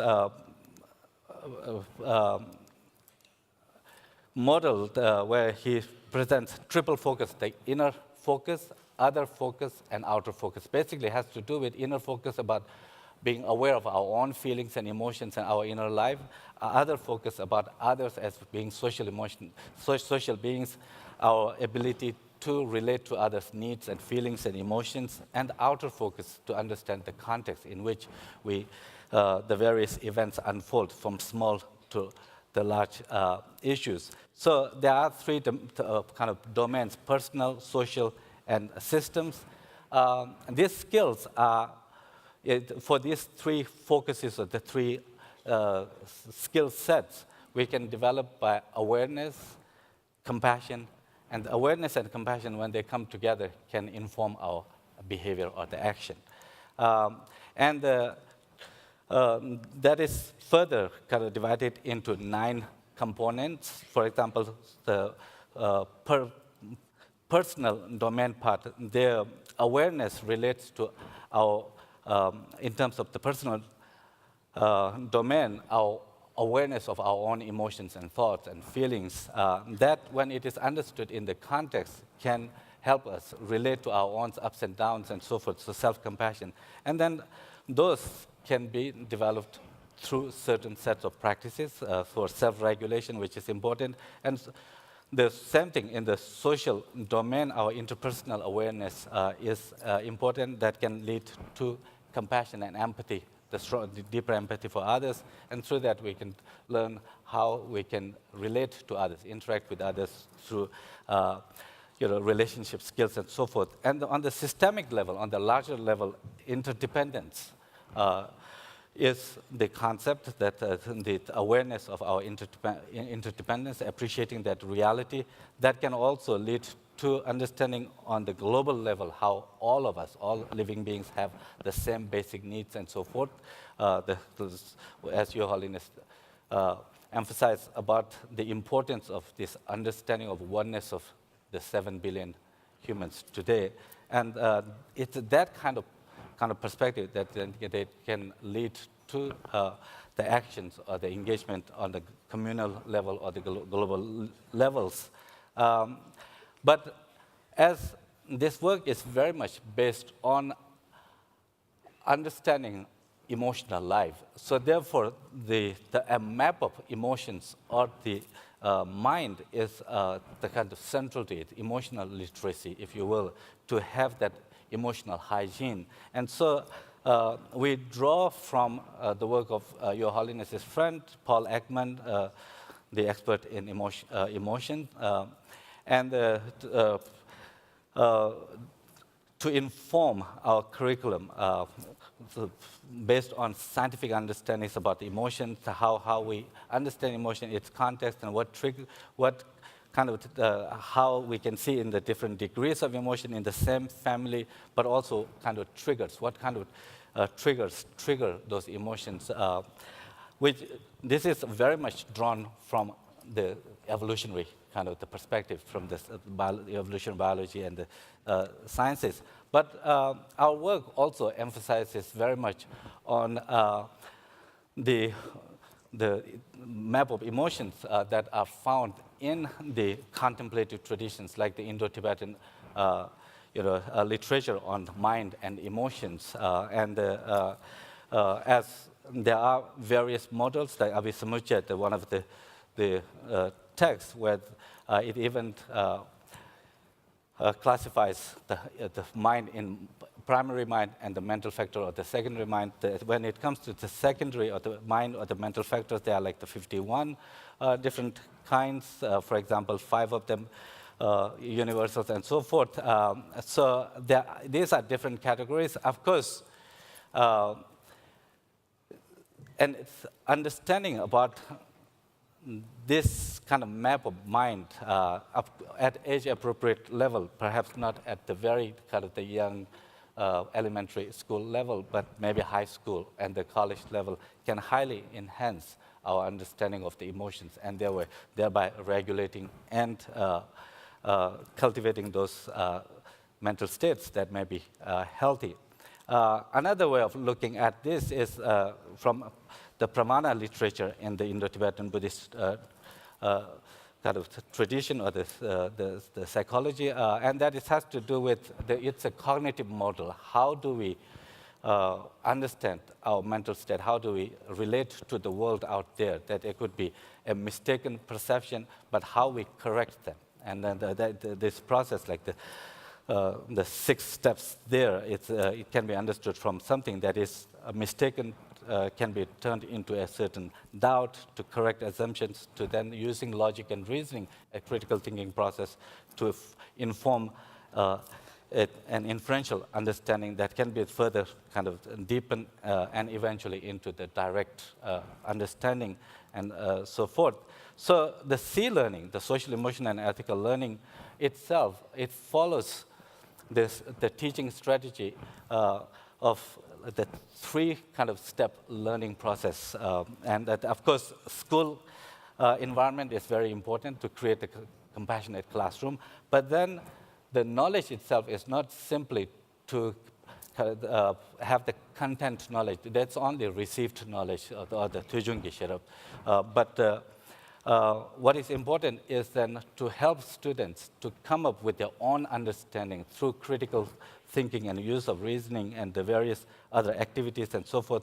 But then eventually, if in this model, the ethics is not so much about telling what should and what should not be done, but rather informing certain habits, certain dispositions.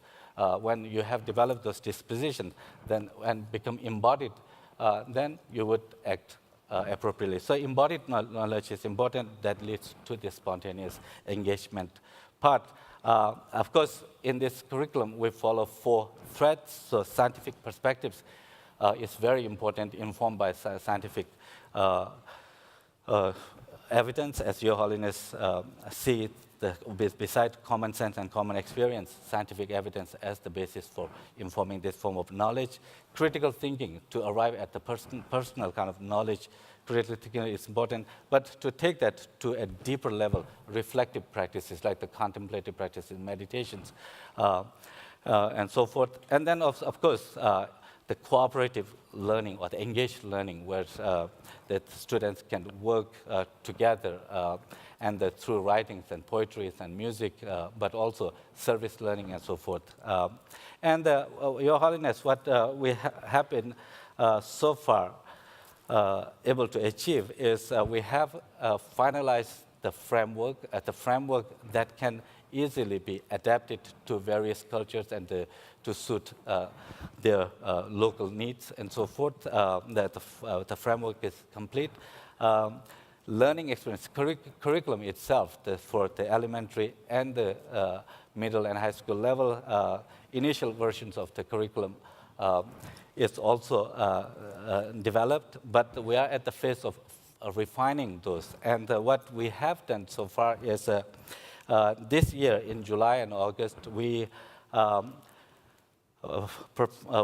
offered teachers training, because the training the teachers is very important. If the teachers are not aware of this knowledge themselves, and particularly if they themselves are not equipped with these inner skills, it would be very hard to embody and to impart that knowledge. So therefore, we see the teacher preparation workshops very important. We offered 4 of them, 3 in the United States, beginning in Atlanta, but also Peoria, that's near Chicago, and in Colorado, another in Colorado, and then one in India.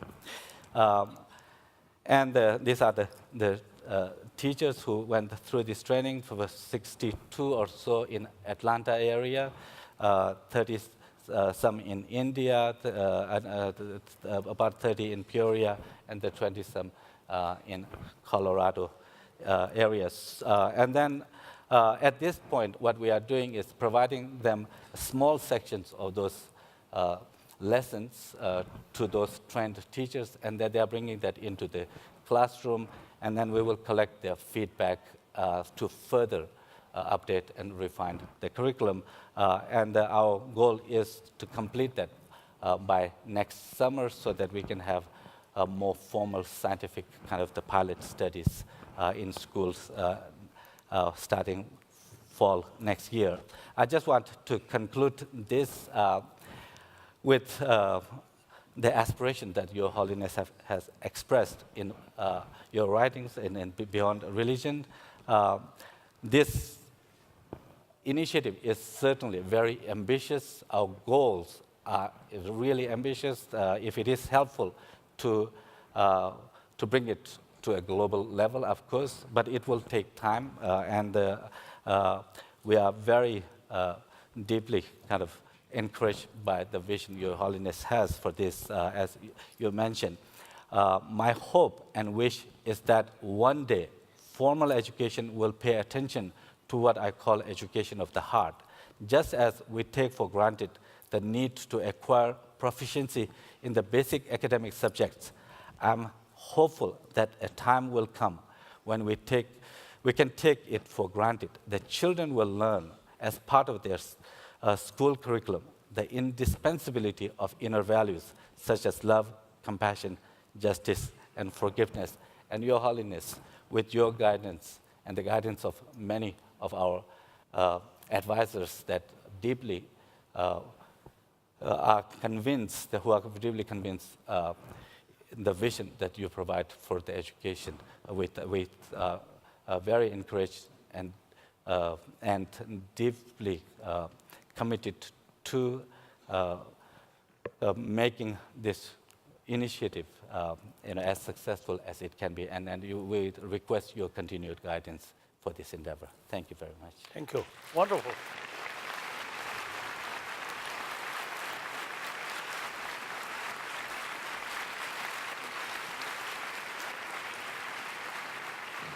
This is it.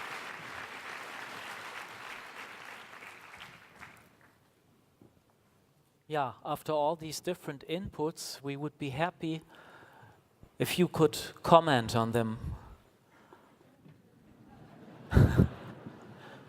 To put it as a wide question. Oh. Oh. Oh. Oh. Of course, indeed, I really admire. It's the experienced, it's the people, their presentation, wonderful. Your presentation, including history. So that presentation created more confusion in my mind. But grateful.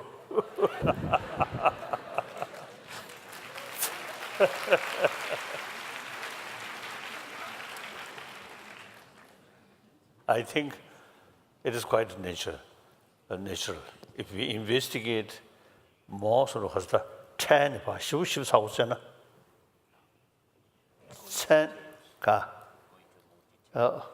detail, then the reality, nothing exists by objectively, according to quantum physics. And Buddhist mathematical philosophy also say that. So, too much to detail, then you can't find what's the reality. Everything, you see, due to other factor, it work. But itself, nothing exists by independently, like that. So it's a scholar, investigate deeper, then very difficult to identify it way, like that. So in any way, I really appreciate. Now more and more people in America, including some universities, some institutions, in India as well, some institutions now seriously looking in this field. Education about the external thing, we highly developed, sufficient.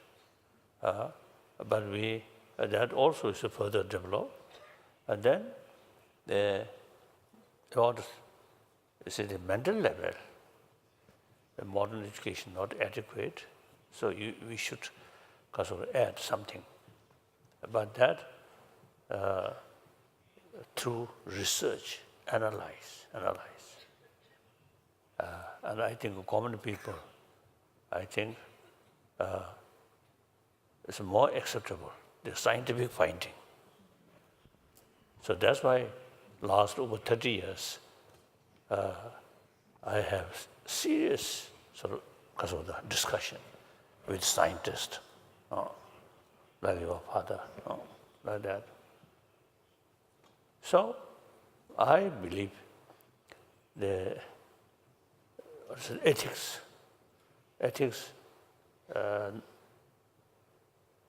must be based on our common sense, common experience, and then scientific finding. So So what's the meaning of secular and kasa? Religion or secular? Doesn't matter. Say, what is your definition? Ethics. It's the science of the rules of conduct, and secular ethics would be an empirically based ethics, based on insight. I feel ethics, say, basically, including animal, insect, everyone want happiness, joyfulness. So any action brings some happiness, comfortable. That's ethical action. That depends on our motivation. So any mental action, verbal action, physical action, which brings some benefit to other, some happiness to other, that's the ethic. Any sort of mental action, verbal action, physical action creates more pain other. That's unethical. So, and all major religious tradition, I usually describe existing world religion is human religion. So, all religion carry the message of love. And for that, different religion utilize different reasons, different method. But basic goal is same. Now today, out of 7 billion human beings, 1 billion non-believer, and 6 billion supposed believer, but a lot of mischievous among the believers. So this is clearly shows lack of conviction about the real teaching of religion. Religion, just superficial way, some prayer, some rituals. But that, I think, sometimes I think harmful to create my religion, their religion. If we stress the real essence of religion, love, forgiveness, tolerance, then you see it is impossible. Follower of different religious tradition, you see, create more because of the division and the fighting, and finally killing. So therefore, now in order to have believer more sincere believer, and a non-believer or compassionate human being, both now we really need proper education, systematic way to educate. Warm-heartedness, compassion is key factor. Firstly, more happiness one individual, and eventually better health, and in the family, in the community, and finally 7 billion human beings. So that's all. I don't know. So I really appreciate all people who really are carrying some sort of research work or making clear presentation about this value. So thank you.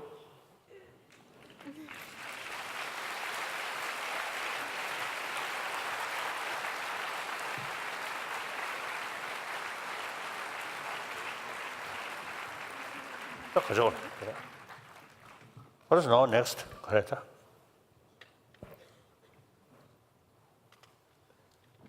We have time, right? We have Okay, time. Yeah. No question, answer. Yes. Yes. You have to leave. Yes, okay.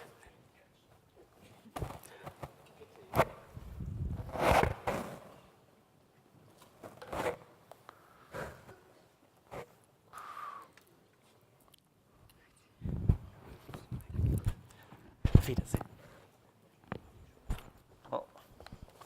Oh. I think instead of helping, you fell on me. So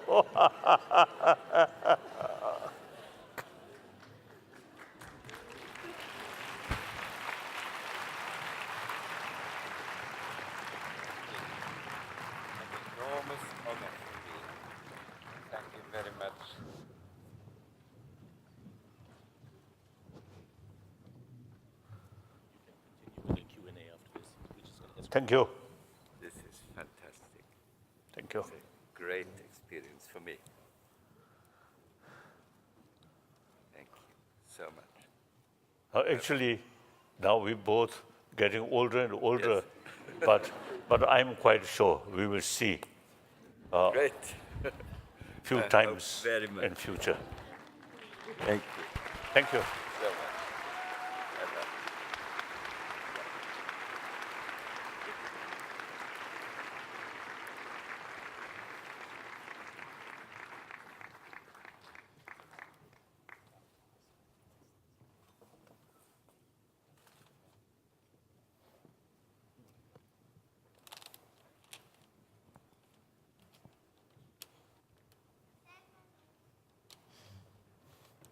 San Beno.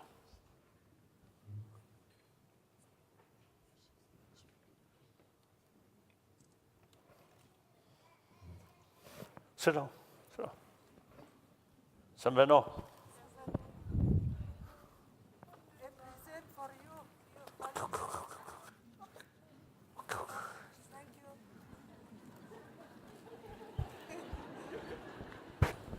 I think you should keep. You should keep.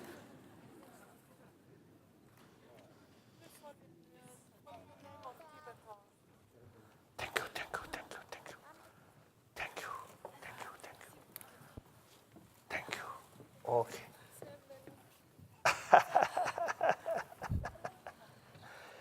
Historically, Mongolian and we Tibetan, we, I think, almost like twin brother, sister.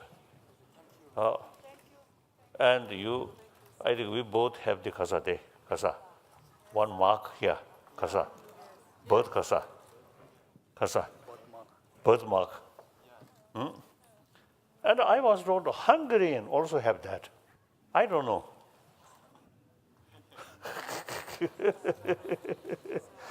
So thank you.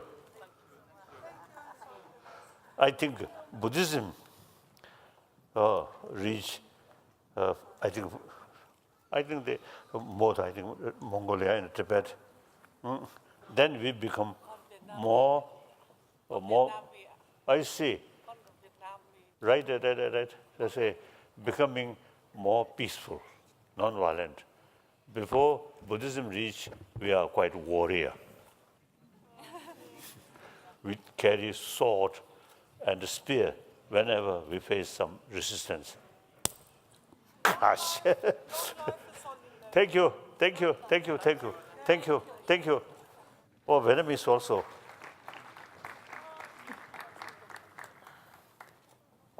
Okay. Thank you. Now, thank you. Now, our business. Now come. Sit.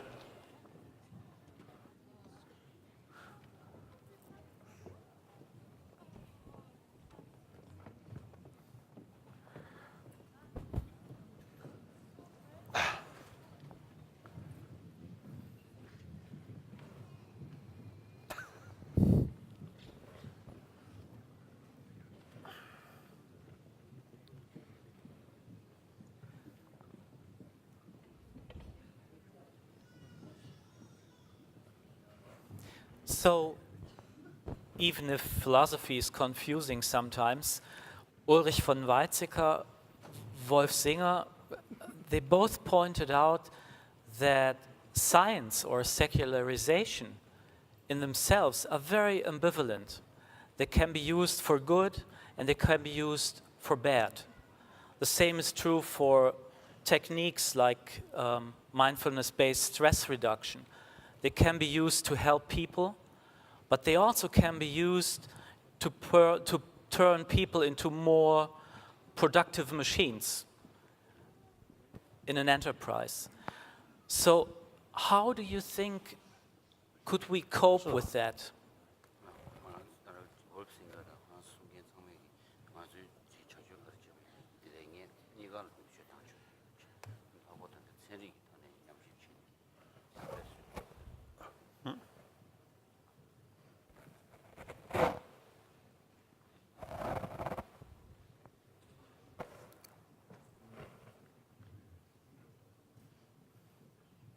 I have one question to you. I think till later part of 20th century, the scientists and especially brain specialists, you see, only brain, mind is because of the production or product of brain. Later part of 20th century, some scientists now begin to feel whatever you call mind or some other word, there is something which affect our brain. So now, the beginning of this 21st century, this is some, I think, more research work there. So what is your opinion? Well, I think you're right in saying that we believe that the mind is an emergent property of the mechanics of the brain. Without working of the brain, no mind, no cognition, no mental phenomena. But what we have probably underestimated, we neuroscientists, is that there is a reciprocal interaction between all our minds, because we as persons, we interact with each other. We create a cultural world, which is a spiritual world, a mental world, an immaterial world, that acts back on our minds, on our brains. And this is perhaps what people think is this top-down causation, the effect of mental constructs on brain functions and behavior. So it all started, of course, with matter and with neuronal processes. Yes, yes, yes. But we have this feedback loop through culture, through society, through concepts, through beliefs, which are very, very important in motivating our behavior. So this is how I think nowadays, but it may be different tomorrow. True, that's right. As a result of the more closer relation or discussion with scientists, I really found among the scientists, they are very unbiased. Investigate, a little bit sort of the skepticism, not accept easily through investigation. So they are not because of the biased sorry, very neutral. Sometimes with religious person, sometimes a little bit sort of the biased, like that. I feel. So I have admiration. Now, what's the definition of brain? What's the definition of brain? Brain. Brain. Well, there's this organ made up of 10 to the 11th neurons and connections, and all the nervous system that goes with it. Then there is a child after sort of conception, right? After 1 week, 2 weeks, 3 weeks. Are there any sort of feeling or not? Very early on, probably not. You need a certain minimum of substrate, of nerve cells, of interactions. So can you say brain, just the conception, no brain, but there is the seed of brain there. But first month, second month, third month, then gradually brain, you see, because of the develop. Yeah. And some small insect, like mosquito, any brain? Oh yeah. Probably also has some rudimentary feelings, and it's a living being with it has value. We assign some ethical status to animals, of course. Different religions have different opinions. I think insect, we cannot say this is ethical thing. Well, they are objects of ethical consideration. That is survival, their own sort of life, their own sort of car.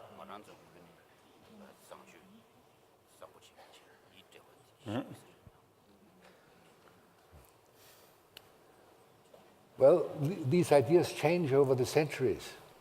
I think we have become much more sensitive to all these issues than in the very beginning of our civilizations. We start to become aware of the interconnectedness of the whole living system. Then a particle of these plants or rocks and our brain. Very, very, because of the subtle or finer sort of level, same particle, which because of the forming of brain and a particle which forming plant or rocks, I think because of the subatomic way. I heard it's quarks, quark number 1, number 2, number 3, number 4, like that. That's smallest sort of particle. So on that level, no differences. Maybe, and this is what panpsychists say, that consciousness is everywhere. It's the primary source of everything.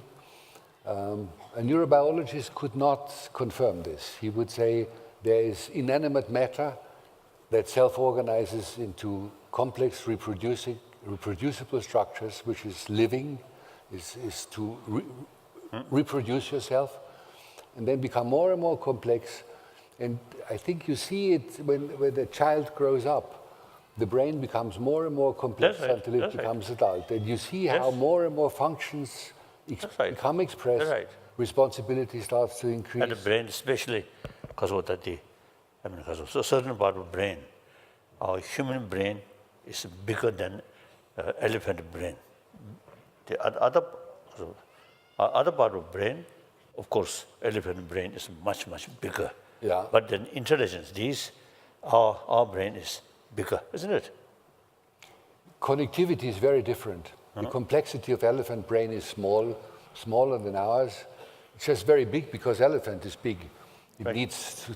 So now, my sort of question is, basically, the ultimate sort of substance of this plant and our brain, I feel it's the same. The matter is the same. Matter is same. But the organization is different. Yeah, that's right. So what is the major factor? The particle, the combination, and then eventually some develop consciousness. Yeah. Some not develop consciousness. What's the major factor? It's the complexity of the brain. Monkeys have very similar brains as we. Yes. But there are certain structures missing. They have no language, no really differentiated language, and we have it. Their ability to abstract is very limited. So they were not able to build culture. But we were able to build culture, yes, and then translate and transmit our cultural knowledge to our offspring. So the spiral of cultural evolution started. And that made us very, very different from all the animal kingdom, which also brought us a lot of problems, unfortunately. But we are really, in this sense, very distinct from our nearest neighbors, because we have belief systems, we have cathedrals, we have religions, and all those things which do not exist in the animal kingdom.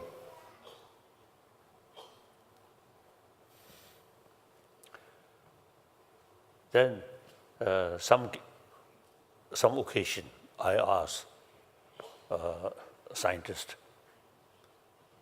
the conception survey, conception. Can you say the mother's womb normal, no sort of defect?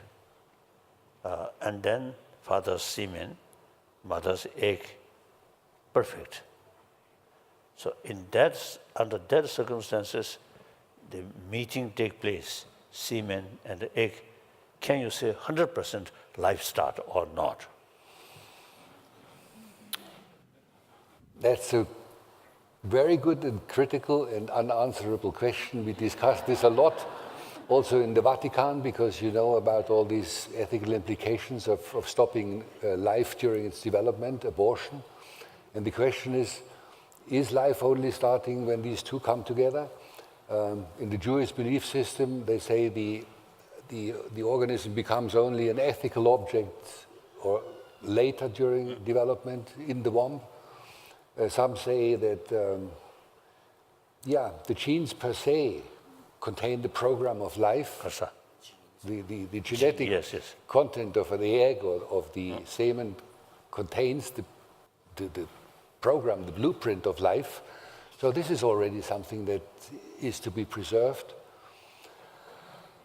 Don't ask me. You should know. So you see,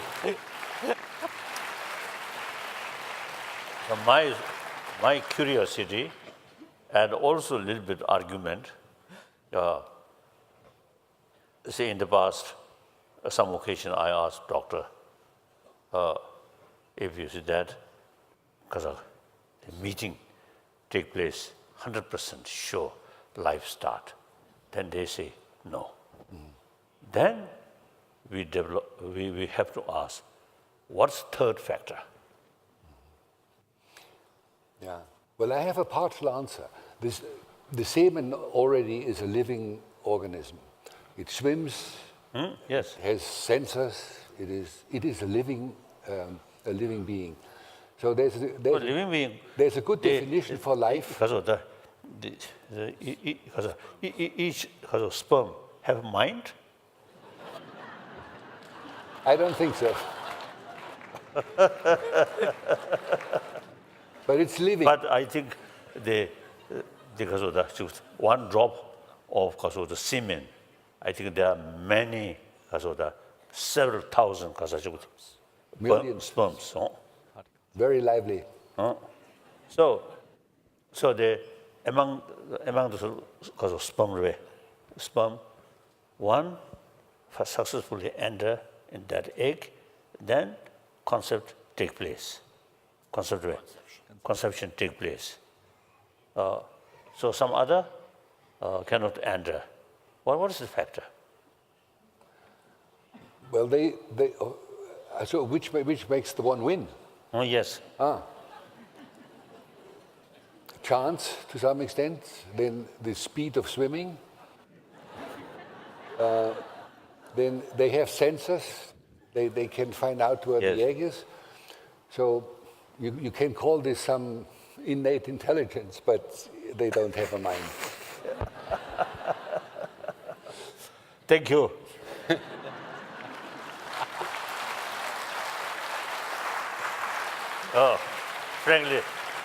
Frankly speaking, my question also a little bit because of complicated question, answer also not very clear. Thank you.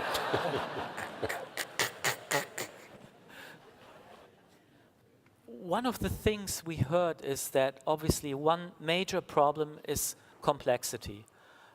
Everyone mentioned complexity.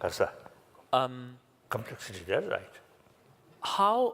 I would be interested in all of your opinion. How do you think we will be able to manage that? Because Wolfsinger said that there is no final goal of evolution. We just don't know what happens. And that's what a lot of scientists say. But we also know that we have to deal with complexity. Our finance system is complex, our brains are complex, even the interaction of education and the social system we live in is very complex because it's a lot of components influencing each other. How do you think we will be able to cope with this complexity?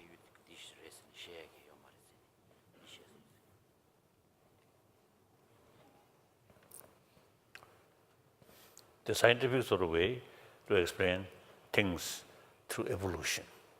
Human being through evolution.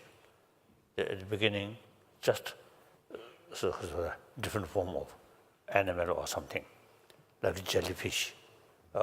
Then gradually, you see the circumstances, and including climate, and all these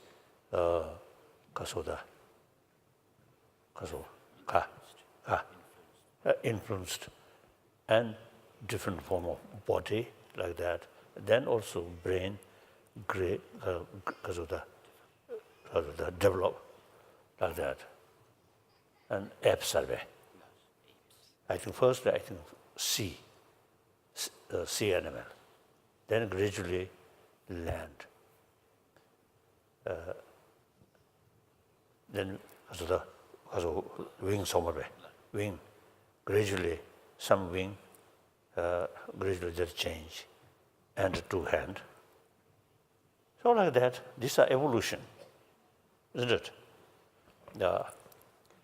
So some Buddhist texts say something different. That now have some challenge. The evolution. That's, I think, because of there's evidence there. One occasion in Australia, some television team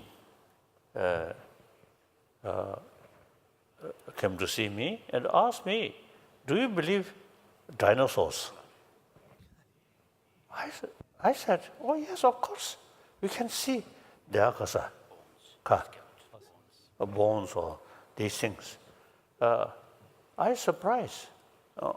Then later, some people told me, some Christian sort of believer, the world created by God 5,000 years, something like that. So, 7 million years ago, you see, world does not exist. So similarly, some Buddhist text, you see, saying something different.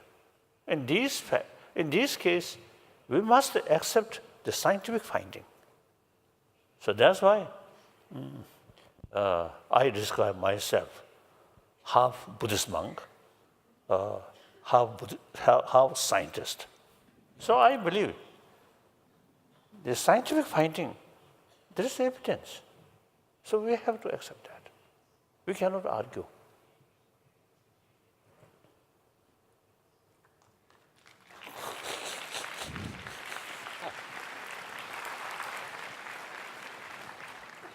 But there's still a problem, because we know in the history of science we have every now and then come to conclusions that turned out to be wrong, even though we thought we had empirical evidence.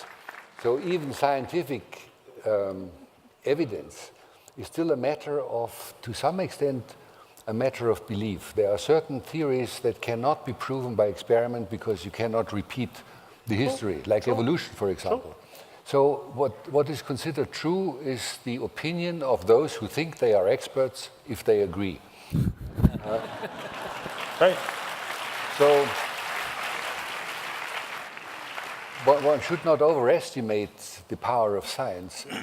I think the worst thing that we are now experiencing in the moment is that we learn, and this is the question that Gerd asked, we now know for sure that systems that we have constructed, our social systems, that life itself depends on complex interactions that are, per definition, not predictable in their evolution.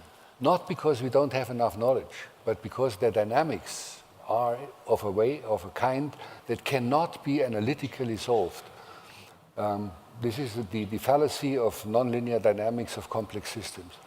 And so it's very tragic for us that we have to act, we have to design educational programs, we have to decide what we should do with our children, what we should do with our world, and at the same time knowing that we cannot know exactly what we should do. And therefore I think we need advice from your world, that through other methods of introspection and analysis of the weaving of the mind and of the needs that we have as human beings, can give us advice on what we should emphasize. I mean, many things are trivial. You all want to become happy. But the question is, how do we do this?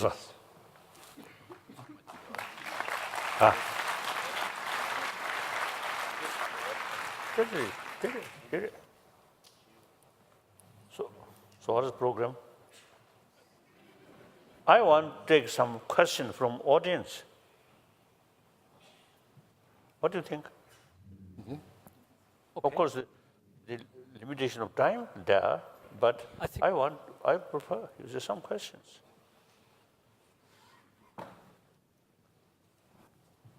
I think No question? Then we have. I think I think we have a microphone.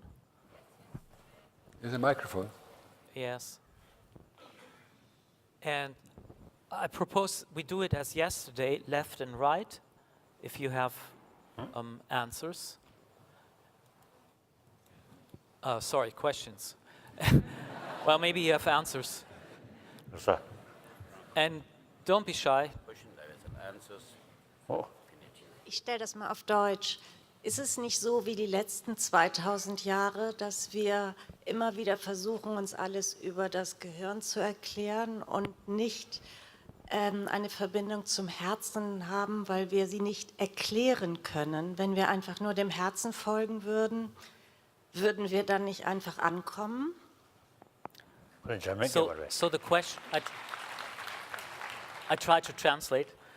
So the question is, aren't we focusing too much on the brain instead of the heart, because that's much more unsecure in terms of science? Don't we repeat the mistake that we have done centuries before? I hope that was correct. I think heart controlled by brain. So we are now, this moment, is discussing about consciousness or these things. So mainly related with brain. Then usually we use the word heart, heartedness, you see. But that is actually sort of sense of love or sense of concern of others' well-being. That's some, I think we use the word altruism. So we cannot explain where altruism comes. From heart, from brain. Brain. Oh, yeah, he says the brain. So that is true. That's true. So I don't know, generally, because of the general way, usually we sort of refer to heart, good heart, like that. But actually, heart, just a pumping, and provide blood to brain. And brain, because of that, remain alive so long, blood circulation there. So heart, physically, you see, just a pumping, isn't it? So in any way, altruism, no matter we pinpoint what is the altruism, but we experience that the child, even in mother's womb, the mother's peace of mind, positive effect. Mother's anger, too much stress, some effect to unborn child, isn't it? So therefore, the warm-heartedness or loving kindness is the key factor. As I mentioned earlier, there's a lot of problems which we are facing. Killing, neglect, millions of poor people, and starvation, or lack of sense of concern of their well-being. Just think, me, my nation, my religion. So now we have to sort of tackle this problem, by the way. This problem, not the technology, but ultimately change here. Okay. Britta, I think Britta wanted to say something. Sure. I think you have some answer for Can that lady's question. I think the psychologist has. May I just say something to this? Because my understanding is that it's really a whole complete system. And by taking it apart into brain and heart and body, we're really not doing justice to the complex and complete system that we are. And I think from neuroscience perspective, we are also understanding that altruism compassion has a big component of turning into our own bodies. So turning into our own bodies, turning to our hearts, actually, and that of course is represented in the brain, but turning to our hearts and to our body might have an effect on even improving compassion, because we need to understand that how we feel, what it feels like to be in our own bodies, in order to then also feel into another body, another being. So I think this completeness and this feeling into our hearts, into our bodies, can actually improve altruism. But of course, that is then represented in the brain, and change will also happen there. But yeah.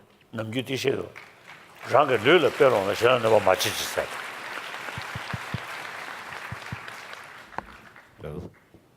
Is it on? So there's a Tibetan saying which goes like, look at your own body and then try not to harm others.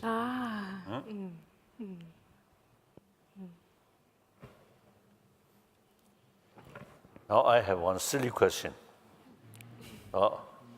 Silly or just funny. I just felt two scientists, one scientist here, one scientist here. Both nose is something special. So some connection your brain with nose.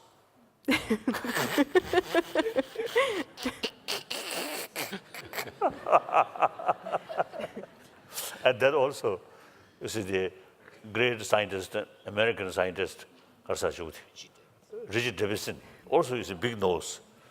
So I thought, you see, the size of nose also some connection with your brain.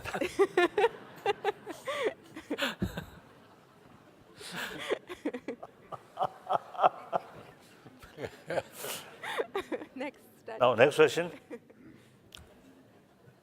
Some question? Here. No question? Yeah, hi. Yes. I guess in a lot of people's eyes it's a crazy question, but I guess you can handle with it. Do you believe in other species and on other planets which can maybe help us to develop our Earth? Of course, we cannot see, we cannot prove, you see, but guess, there are, I think within this Milky Way, there is millions of stars, and each star, there is some small different planets there.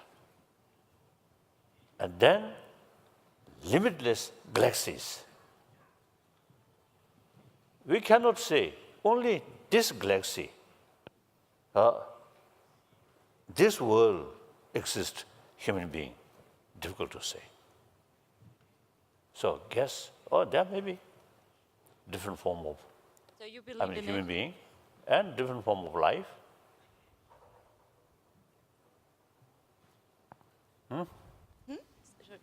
Yes, like that. So you believe in it? Yes. Okay. And okay, that's all. Thanks. If you accept, you see, there may be different form of life in different sort of star. Then better. If you say only this exists, only because of life exists on this planet, not much reason. Like that.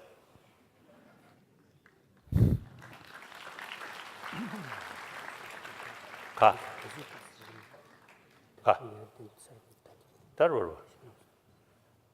Now he says, organizer, he says, time for lunch.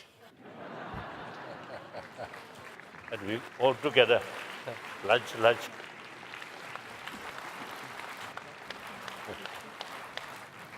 Thank you.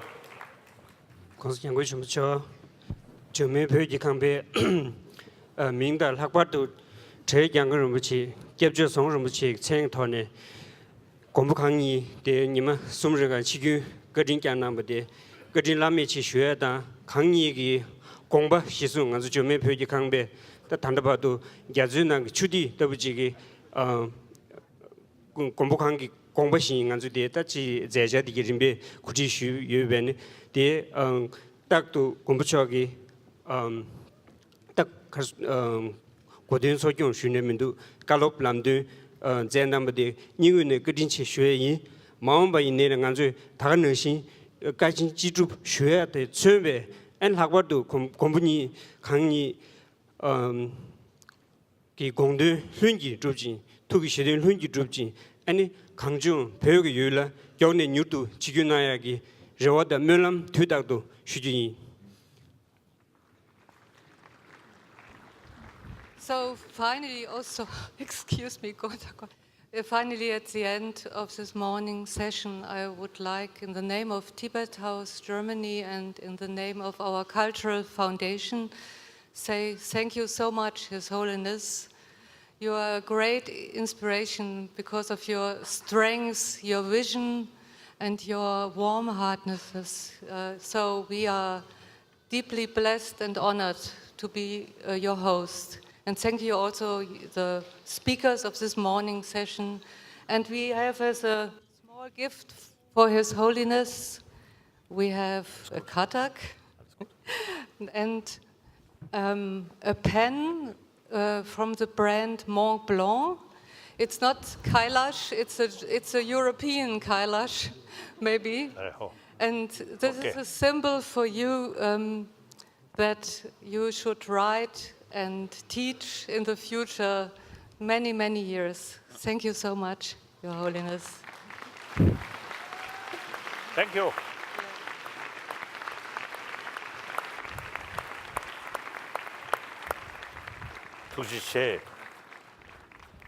tukjiche. Thank you.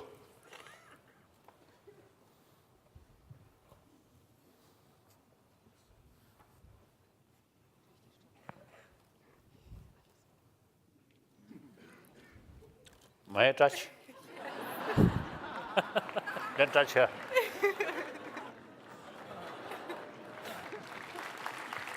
When I greeting my friend, you see, who have big nose, then I usually practice the Maori's tradition, touch here.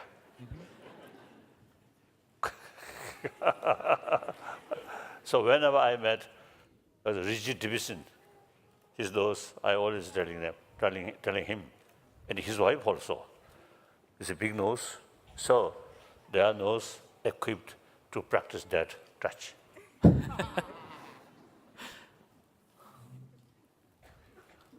Thank you. Nose okay? Okay.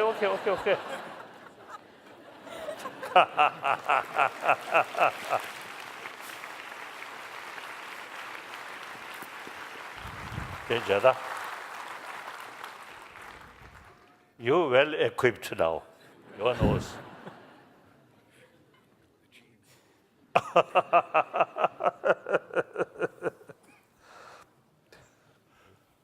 Thank you, dear my friend. Thank you. Stay Many years. Yes, you too. And touch. Yeah.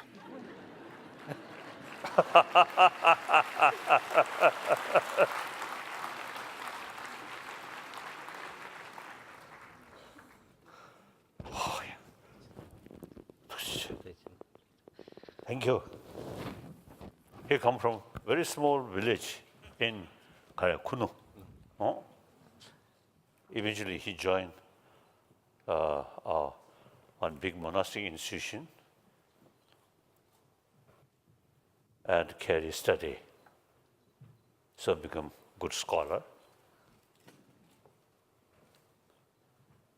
So originally monk. Now he disobey monkhood. So he enjoy more freedom now. Thank you.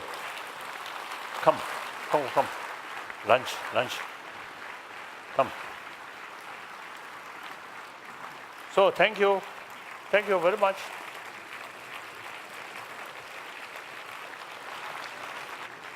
Thank you.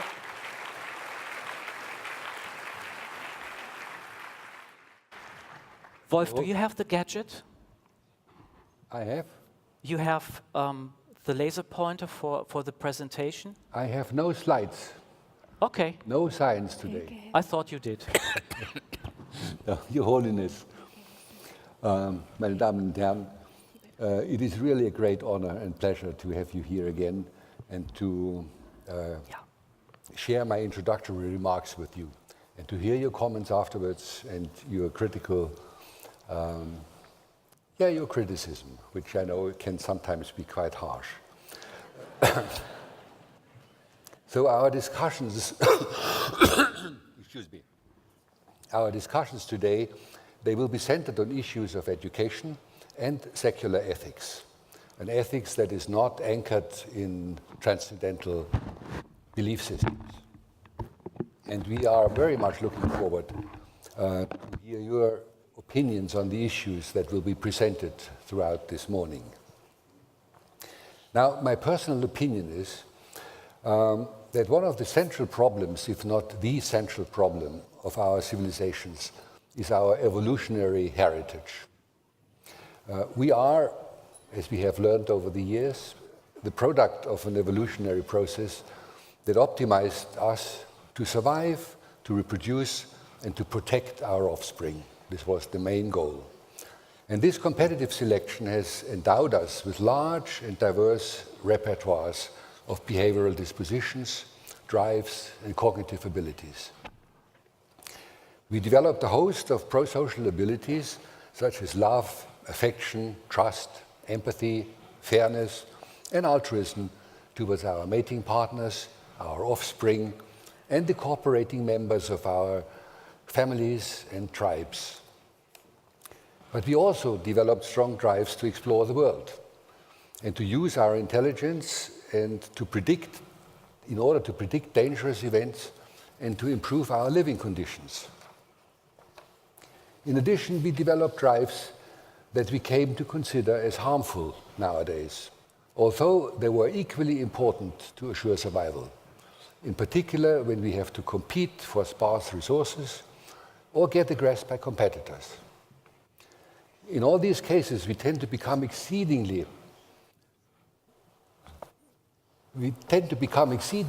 egoistic, selfish, greedy, unfair, and aggressive. And we switch from caring kindness to counterattack, hatred, and revenge. And we then use our intelligence to harm competitors and rivals. However, thanks to our intelligence and creativity, we also excel over animals in both the positive and the negative manifestations of these inborn behavioral traits. We can be altruistic to the limits of self-sacrifice, which no animal does. But we can also be extremely cruel. We do, of course, observe considerable inter-individual variations in these traits, and probably also some gender-related differences. We are not sure yet. But we all possess this broad repertoire of deeply rooted traits. We all can be good and bad at the same time. Now, evolution has also endowed us with exceptional cognitive abilities that allowed us, in contrast to animals, to initiate what we call cultural evolution. We developed a sophisticated communication system, our language, that enables us to engage in reflexive dialogues of the form, I know that you know what I know, or I know that you know how I feel. And such dialogues allowed us to learn about the mental states of the respective other and to gradually become aware of the fact that the world consists also of an immaterial dimension that can be experienced, named, and shared, and not only of material objects. So we added an immaterial, a mental, a spiritual dimension to our existence. Examples of these novel realities are our religious belief systems, our ideologies, our convictions, our moral norms, our ethical judgments, but also the concepts of freedom and equality and our narratives of history. Our unique ability to share observations, thoughts, and concepts allowed us to form very complex and highly cohesive societal structures. But at the same time, it also enabled us to develop mental constructs of insights applied in practice. The afternoon, thus, is a bridge between science and life. After a break, the third part of the symposium, you will see a documentary film which summarizes what we have discussed. And after the film, the participants of all the meetings in the morning and in the afternoon sessions will be here, and you can ask questions. We do that in a written form because it's easier. I will explain that later on. And then, in difference to the program you have, there is an additional item on the agenda. His Holiness asked to give a brief introduction to this point, which he already mentioned. 30 years ago, an event like this would not have been possible. Serious researchers meeting with contemplative practitioners and think about the improvement of lives. There were two important steps which enabled that development. One was the introduction of mindfulness-based stress reduction as a method in the late 70s. And then there was also another global step, the decision and the will of His Holiness to open his cultural, religious, and spiritual heritage to scientific discourse. He wanted it to be tested and analyzed. Without him and all the scientists he asked along the way to cooperate, meditation research based on scientific methods would not have been possible. His Holiness asked me to remind you all today that his friend, the German physicist, philosopher, and later promoter of peace studies, Karl Friedrich Freiherr von Weizsäcker, died 10 years ago in April 2007. Karl Friedrich von Weizsäcker worked with Werner Heisenberg, made important theoretical discoveries, greatly influenced the theory of planetary formation in the early solar system. After the Second World War, Karl Friedrich Freiherr von Weizsäcker became founding director of the Department of Theoretical Physics at the Max Planck Institute for Physics in Göttingen. Even though there is still a debate sometimes on his involvement in plans of the Nazi regime to build a nuclear bomb, it's clear that in his later career, he focused on philosophical topics and especially on ethical issues. He became professor of philosophy at the University of Hamburg with a special interest in global ethics. With the Indian philosopher Pandit Krishna, he established a research foundation for Western science and Eastern wisdom. And he was a member of the Göttinger 18, which was a group of prominent German physicists who severely protested against the idea that the German army, the Bundeswehr, should be equipped with tactical nuclear weapons. It was the will of His Holiness today to first speak shortly, 5 minutes, about his friends, and after that, Ulrich von Weizsäcker, the son of Karl Friedrich, who was invited by His Holiness, will also talk to you. Ulrich von Weizsäcker, just briefly, is a physicist, professor of biology, was director at the United Nations Center for Science and Technology in New York, and is co-president of the Club of Rome. And now please welcome His Holiness again.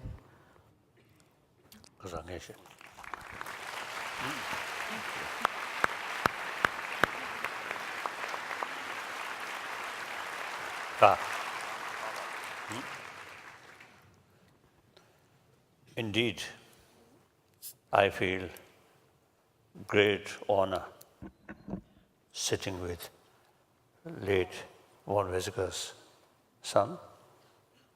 The son also now get quite old. So, and my great friend, old singer.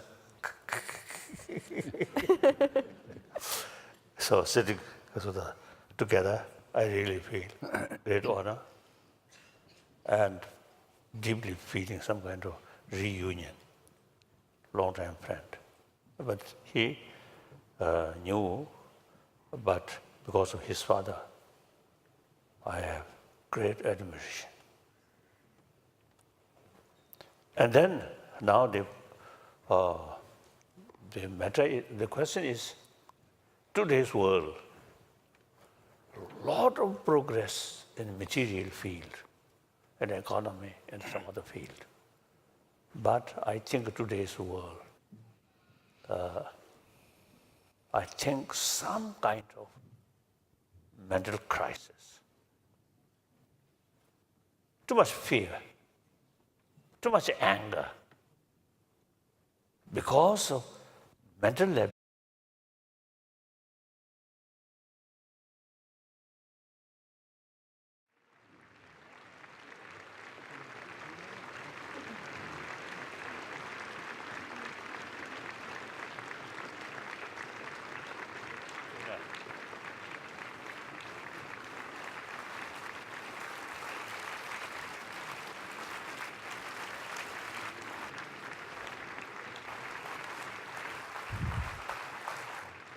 Hello.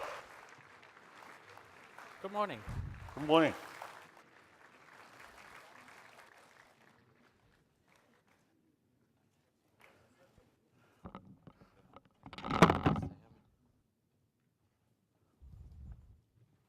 Where is your daughter? Your daughter? Not here. She's working. So his name, I easily remember because Wolf Singer. So today, I consider, beside Wolf Singer, I'm Fox Singer.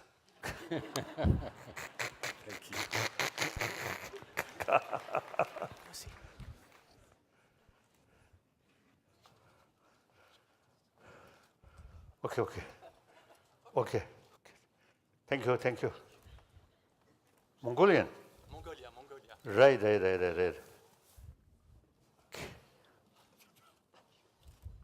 Sambano. Thank you.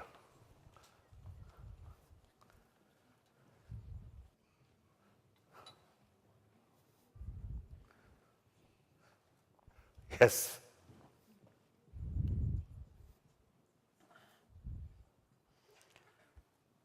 I already mentioned his late father, not only my friend, but I consider my teacher about quantum physics. Then usually I telling, I'm a student of your late father about quantum physics, but actually hopeless student, because when I listen your father's explanation about quantum physics, when I listening, seems I understand something. After this session, nothing left here. So hopeless. Please, sit down.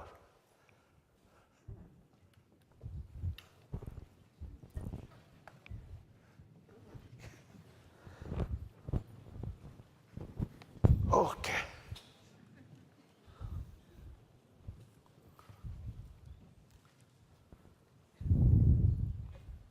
Yeah, good morning, everybody. Translation is available, so if everyone needs it, you get it outside.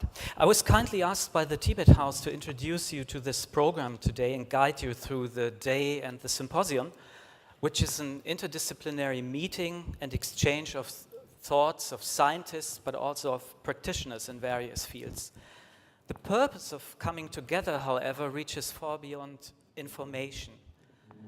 As active human beings, we act. We manage and achieve great things, yet as a species among others on this planet, we are also quite unfair, greedy, and sometimes extremely violent. In short, most of the time, we do not behave really wisely. Could we change that at least a little bit? Today we hope to offer a perspective which is not just based on goodwill and positive thinking, but also on scientific research and training. The Tibet House Germany in Frankfurt is one of only 3 official Tibet houses of this kind worldwide, apart from New York and the Tibet House Cultural Center in New Delhi. The Tibet House in Frankfurt is under the direct patronage and spiritual guidance of His Holiness the Dalai Lama, and it's designed to promote the dialogue between science and wisdom, between Tibetan Buddhism and the very secular world in which we live. It is designed to improve what His Holiness calls secular ethics and meditation. So today's symposium will have 3 parts. This morning, we focus on theoretical framework, that is, on what we know about secular ethics and secular meditation and the effects it has on everyday life. After the lunch break, part 2, we will go deeper into practical projects and see what we discussed, some of the theoretical. Well, based on lies. You know, today everybody is talking about fake news and all that, which is a bad sign. We need the correctness, the proofs, the scientific proofs. But also, we need the deep knowledge coming perhaps in meditation, in the tradition 2,000 years old, that does exist and is part of human culture and wisdom. In the Club of Rome, we are currently working on, as we perceive it, the need for a new enlightenment. The old enlightenment was great, with Immanuel Kant's idea of eternal peace, with the idea that not the king but the people are the sovereign, and many other great innovations. But it has been transmogrified into utilitarianism, which is not good enough.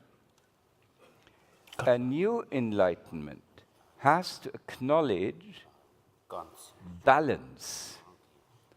Balance between short-termism, if I want to drink now and not in 30 years from now, and long-term, meaning the future of humankind, of nature. We have to acknowledge the balance between the state and the market. The state gives the law, the market has to obey. But today, markets are global and the state is national, so markets are dominating the state, which is not good. We have to have a balance between religion and the public. If we have a state that is dominated by religion, like the Islamic State or so, it can be a disaster. But if we have a state without the wisdom of religion, it can also be a disaster. So balance, which is a virtue, a great achievement in Buddhism and other mostly Asian religions, is going to be the essential part of a new kind of enlightenment. We are extremely humbled by your presence. We are extremely proud of your way of thinking, of your acknowledging great minds like Werner Heisenberg, David Bohm, my father, Karl Friedrich von Weizsäcker. But now the turn is over to you again. I feel extremely grateful, Your Holiness, for inviting me.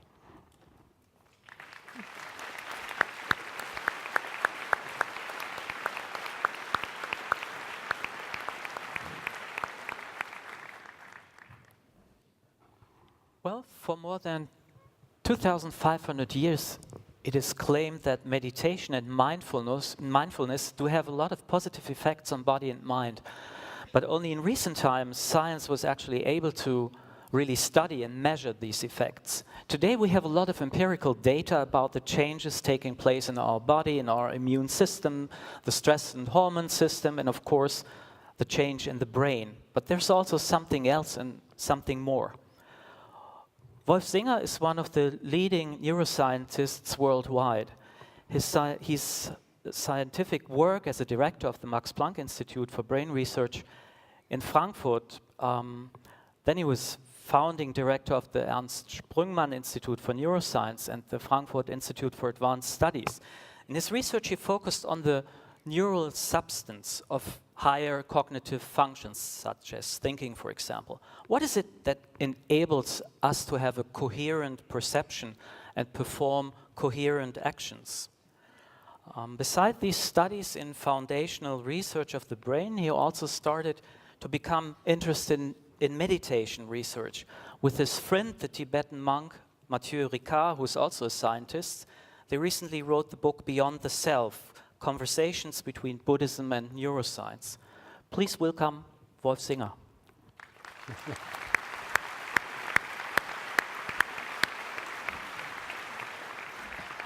Well, is it too much sort of unrest like that?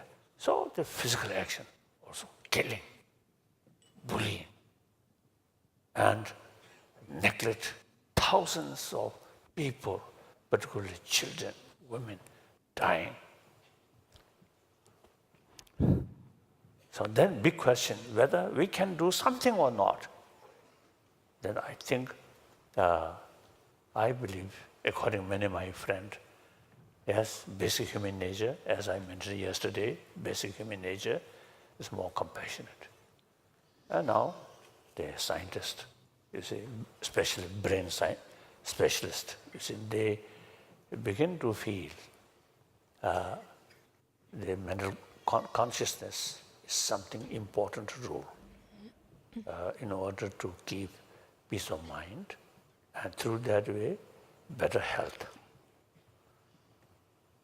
So I developed genuine interest about modern science, and then the quantum physics was something very wonderful. One time, one Indian nuclear physicist, he told me, in the West, quantum physics is something new idea, new concept. But in India, 2,000 years ago, already developed that concept. So I have some sort of interest to comparison like that. So then, late David Bohm and von Weizsäcker, I consider my tutor about quantum physics. So, and then, beside that particular subject, see, late your father, they say, we have sort of a lot of sort of talks, and very useful. So therefore, when we have this kind of meeting, I felt some von Weizsäcker's children or something, if participate, and because of the memories way. I feel then great honor. So now Michitla is here, and you are here. So as I mentioned earlier, now you also now become old. So we everybody year by year getting older and older. That's the sign of moving of time. If time not move, then no further development, further progress. I think very basis of change is time move. So, according to that reality, we have the opportunity to explore our intelligence maximum way with long, far-sighted and holistic. So this kind of meeting, I feel important. Thank you.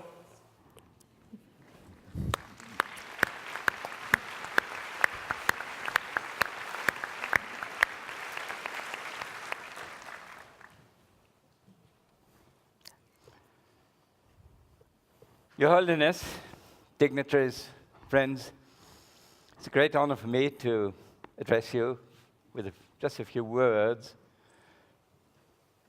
I know that my father would have been extremely happy seeing you conversing with good scientists around the world, in particular here in Germany.